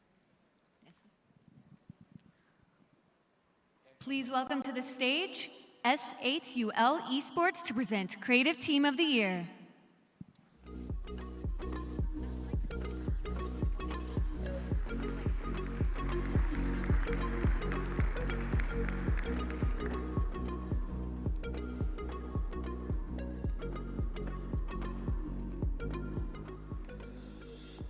Good evening, everyone. Fantastic to be here in this beautiful city of Riyadh for Esports Awards. Myself, Animesh Agarwal from India, and I have with me Payal Dhare and Pav Singh.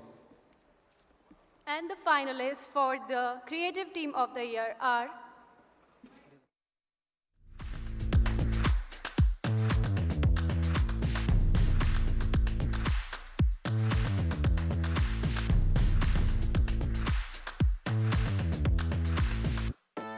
Esports Creative Team of the Year. ESL Faceit Group. Riot Games. Blast. 100 Thieves. Loud. FlyQuest. NRG. Sentinels. Team Liquid. Team Vitality. G2 Esports.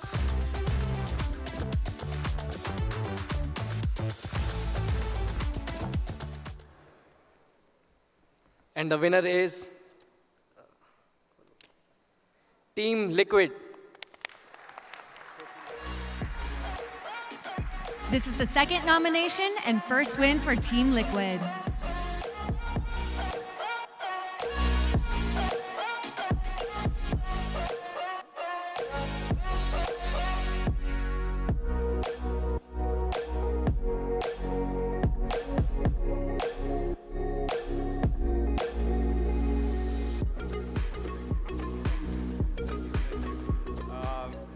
It's an honor to be up here, of course, on behalf of such an incredible creative and content team, to all the folks across the globe that create content at Team Liquid. You are amazing, incredible. You are geniuses when it comes to creativity, execution, animation, and I'm so proud of each and every one of you. So congratulations.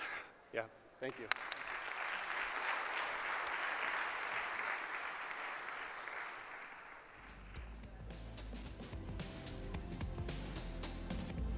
Just like that, 3 winners have their trophies in hand, and we're just getting started. But tonight's celebrations and everything that we do here wouldn't be possible without the unwavering support of our incredible partners.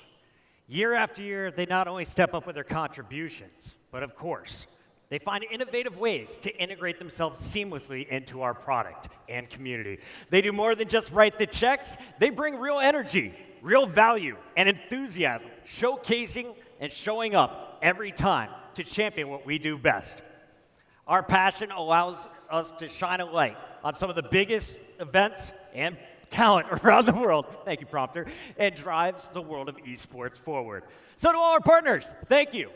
Thank you for believing in us, thank you for believing in the mission of esports, and thank you for helping us grow. Let's take a moment to honor those who make this all possible. Here's a look at our incredible partners.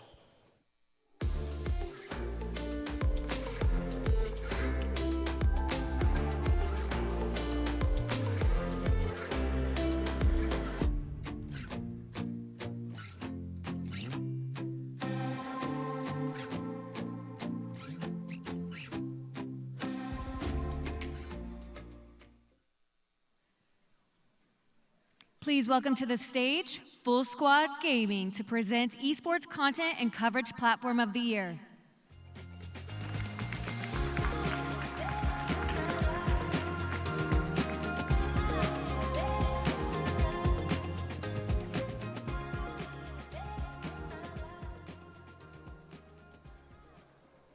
Good evening, Esports Awards. We are so excited to be in this beautiful city. We are Full Squad Gaming, and of course, these are my mates here, Avalanche and Mike. It's been an amazing year of content, and we are so excited to celebrate it with you all. So without further ado, here are the nominees, finalists.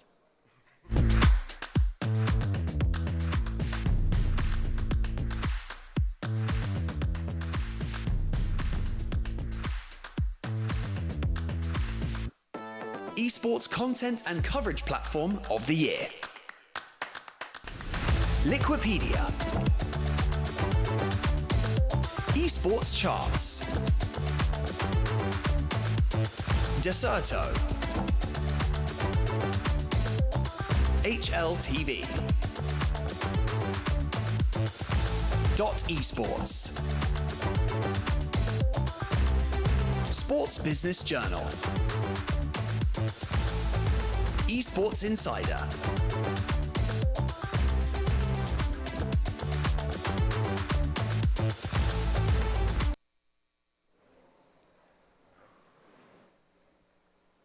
And the winner is Liquipedia. This is the 5th nomination for Liquipedia and their first win.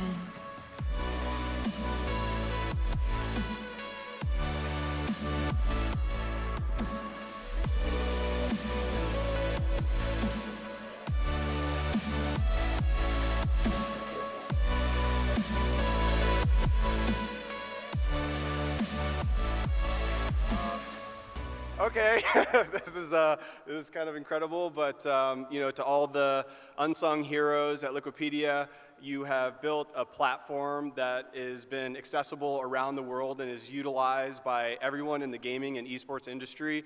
It's something that's beautiful, powerful, and I'm just glad to be here to accept it on your behalf. So to all the folks at Liquipedia, thanks.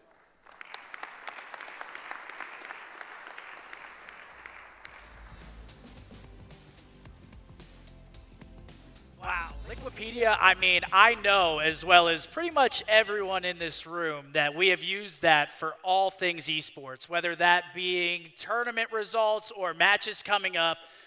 very well deserved to Liquipedia, and congratulations on winning the award. OJ, over to you guys at the reset desk.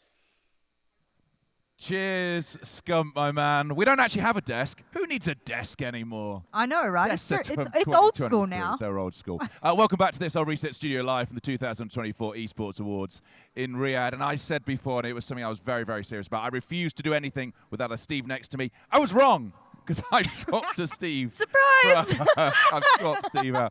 Herc, it was wonderful to see you on the red carpet before. A wonderful moment, so many nice things that happened. What was your moment on the red carpet? Man, I think having His Royal Highness Prince Basil know who I was. Yeah. Yeah, you said at the time. I will tell that story a million times. Please do. I last year was my very first year. It was back when it was Gamers 8, and then the World Cup happened now, and I got invited. This is my very first year as a caster. We're doing Rocket League in this last week, and he congratulated me on all the success that I've had since my very first invitation. So to have that recognition was psychotic. well, also, I think that goes into something we're going to talk about, which is, are we halfway through the year? No, we're not. I can't do maths. Maths was never my strong point.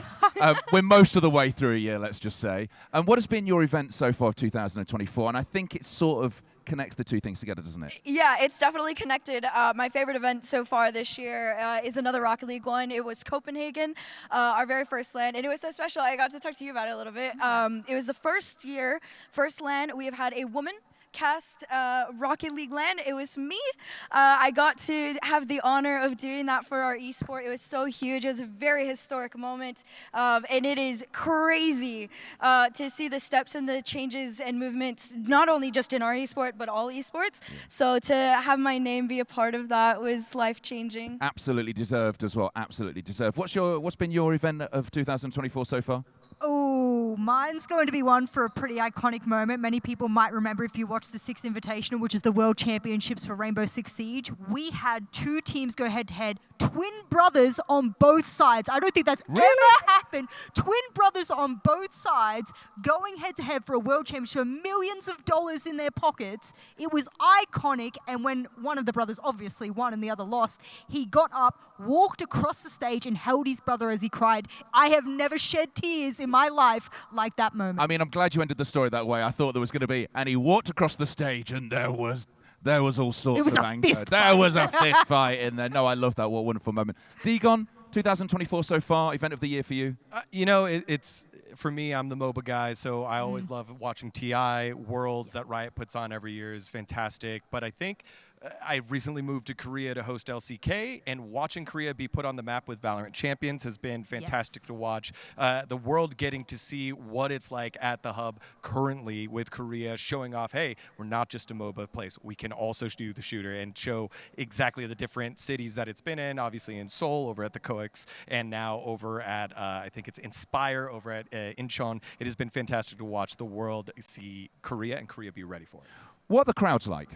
Are they noisy? Are they loud? Are they wild? Because I've never been to an esports event in Korea. Yeah, it is very respectful during moments, and then the loudest cheers you will ever hear during the times to cheer. It is almost like organized chaos, but it is, again, passionate to a T.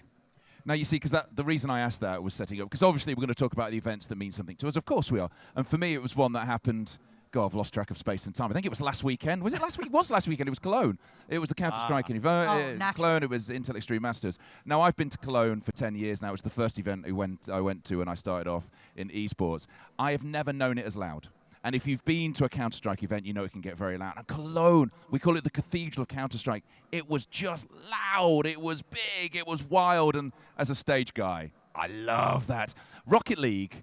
I mean, somebody once said it was the darts of esports to me, which I mean that. And I know, hang on. The reason, if you've never been to a darts event, it's loud, it's wild, people get crazy. They can be very, very loud, can't they, and boisterous? Honestly, yes. Rocket League is insane, but in particular, this week we have Rocket League going on right now, and the Falcons have been dominating. They've been in 2 grand finals in our last 2 majors. They are stomping the Esports World Cup, and this being the home crowd.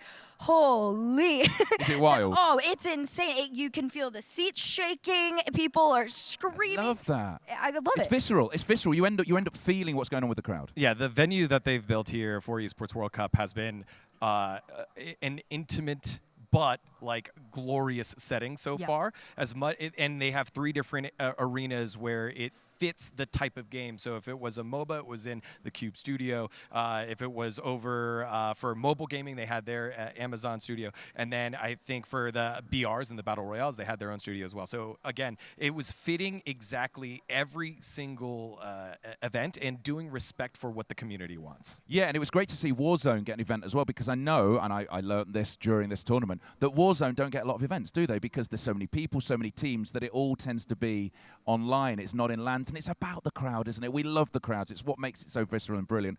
Biggest and best crowd you've ever been part of in an event? Oh. That's tricky. I can kick this one off. Oh, Go please on. do. I got to go experience Optic winning in Dallas. And what was that like? I was actually talking to Hex and Scumps about this, and I was like, I've never been to one of these. It was my first time. And holy, I think I went deaf at moments. It was insane. And I was falling asleep. I don't remember. I had just flown in from some event, and it was so loud. You could feel the energy. It made me jump up and scream. Yeah. And I'm not even like some crazy big fan, but I was out there like I'd been watching this for 10 years. Yeah.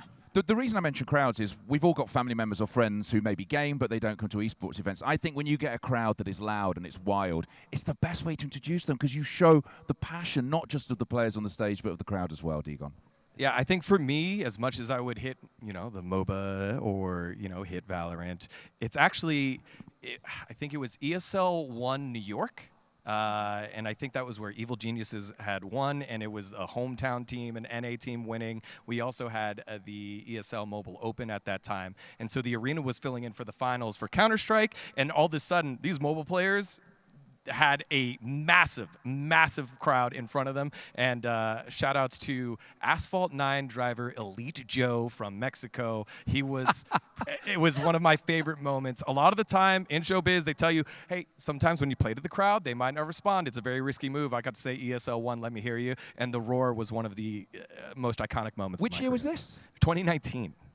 I mean, I don't know what I did this morning, let alone what I did in 2019. Was I there? I can't remember. I don't think I was. Anyway. You would remember. I don't remember. I've had so many great times, I don't remember anything anymore. Now, this year marks a significant milestone for the Esports Awards as we partnered with the Esports World Cup Foundation, who we just mentioned, to bring our show to Riyadh, a city that's rapidly becoming a global hub for esports. Now, this partnership is more than just a collaboration. It is a powerful statement about the future of competitive gaming and the opportunity for this award show to be part of the biggest weekend in all of esports. The Esports World Cup Foundation shares our commitment to elevating esports to new heights, creating opportunities for players, for fans, and communities worldwide. And together, we're not just hosting an award show, we are forging a new path for the industry, one that reflects the energy, ambition, and global impact, and we all know this, of esports. So let's take a look inside the biggest competition ever.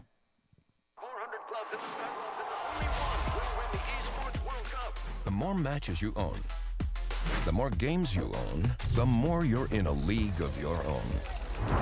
You're not only one step closer to owning this and this. You're one step closer to owning the future. We're starting our descent into Surmaja International Airport. And being remembered forever.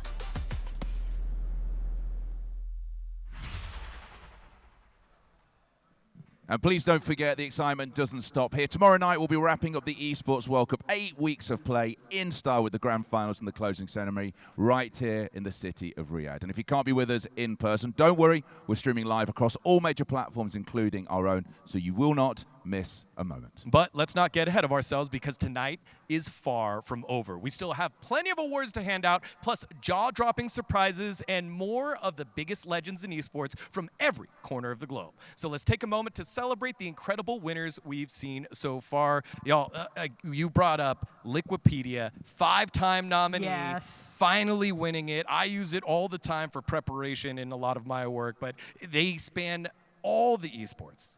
You know what?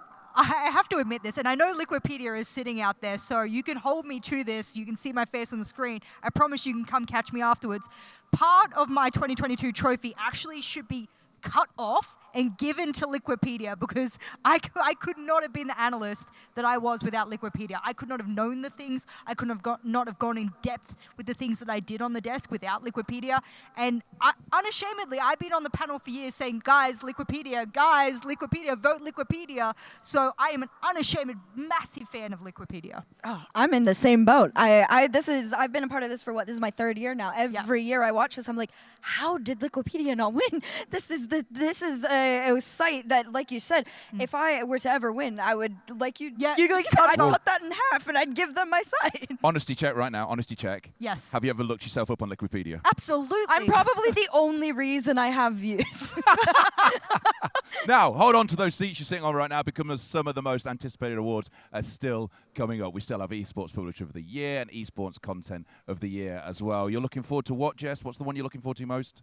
We disagreed earlier on, didn't we, slightly? Just a little disagreement. Streamer personality. It was streamer personality. We right? did have that over that. I think there's a lot of teams that go unnoticed when it comes to esports content. I think it's an underdeveloped area of esports. It's one I would like to see develop more, and the teams that are putting resources into it are ones I would like to see propped up on a pedestal. So that's the one I'm looking for. Okay. Now, I've got to ask this question. We are at the end of the Esports World Cup, 8 weeks of play here in Riyadh down at Boulevard City. What's been your favourite tournament of the Esports World Cup so far? And you cannot choose one you worked on. You cannot choose one you worked on. I got this. You know how I got this? I'm going to shout out to Ian Chambers, and everyone knows Ian Chambers, another great host, of course. He said, come play FC with me. And I said, I cannot play FC. I don't know how to play sports games. I'm not very good at them. He said, no.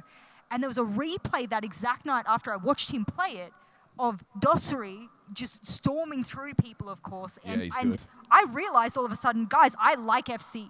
I don't know why, I don't know how, but watching them play this game was incredible. So now I think I'm a esports fan. Yeah, welcome. Thank you. It's great. Thank you. Welcome along. It's been a while. Maybe has. you should have been here before. Quickly, Herc. Oh, man, when, I don't remember the name. Everybody's going to laugh at me when I say this, but the purple team from COD, they got their key put in a team's trophy.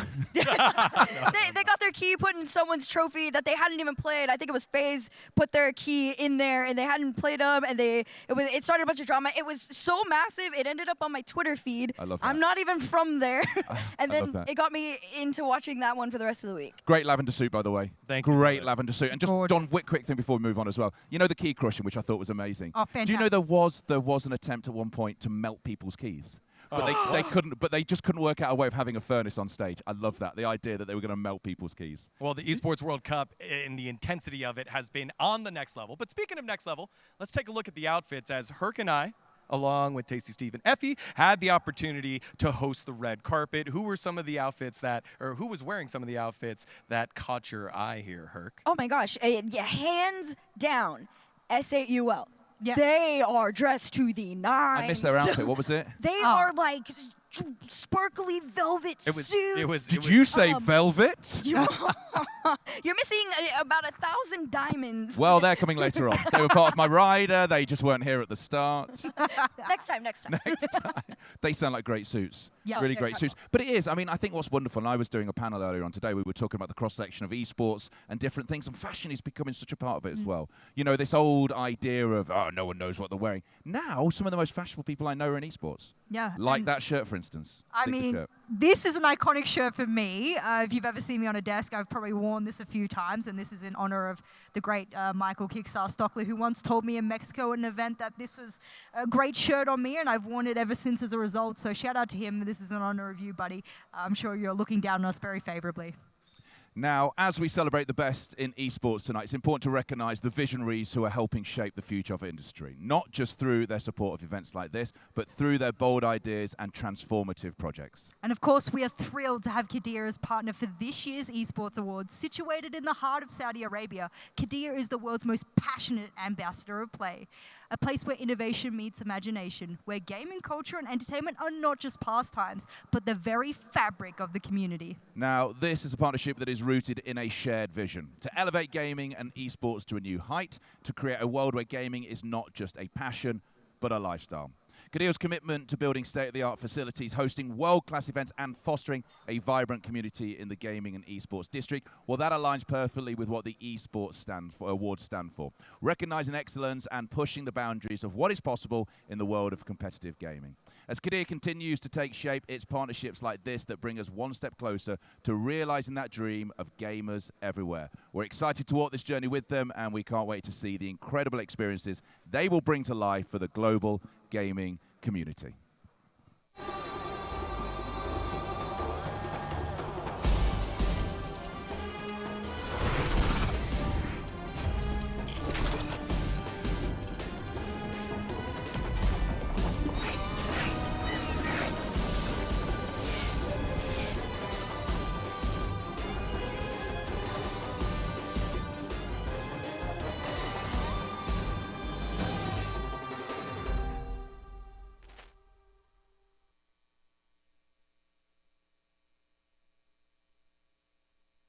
Time to see some of tonight's highlights so far, and there are plenty more to come. There's also some incredible highlights in esports so far, so let's talk about the play of the year.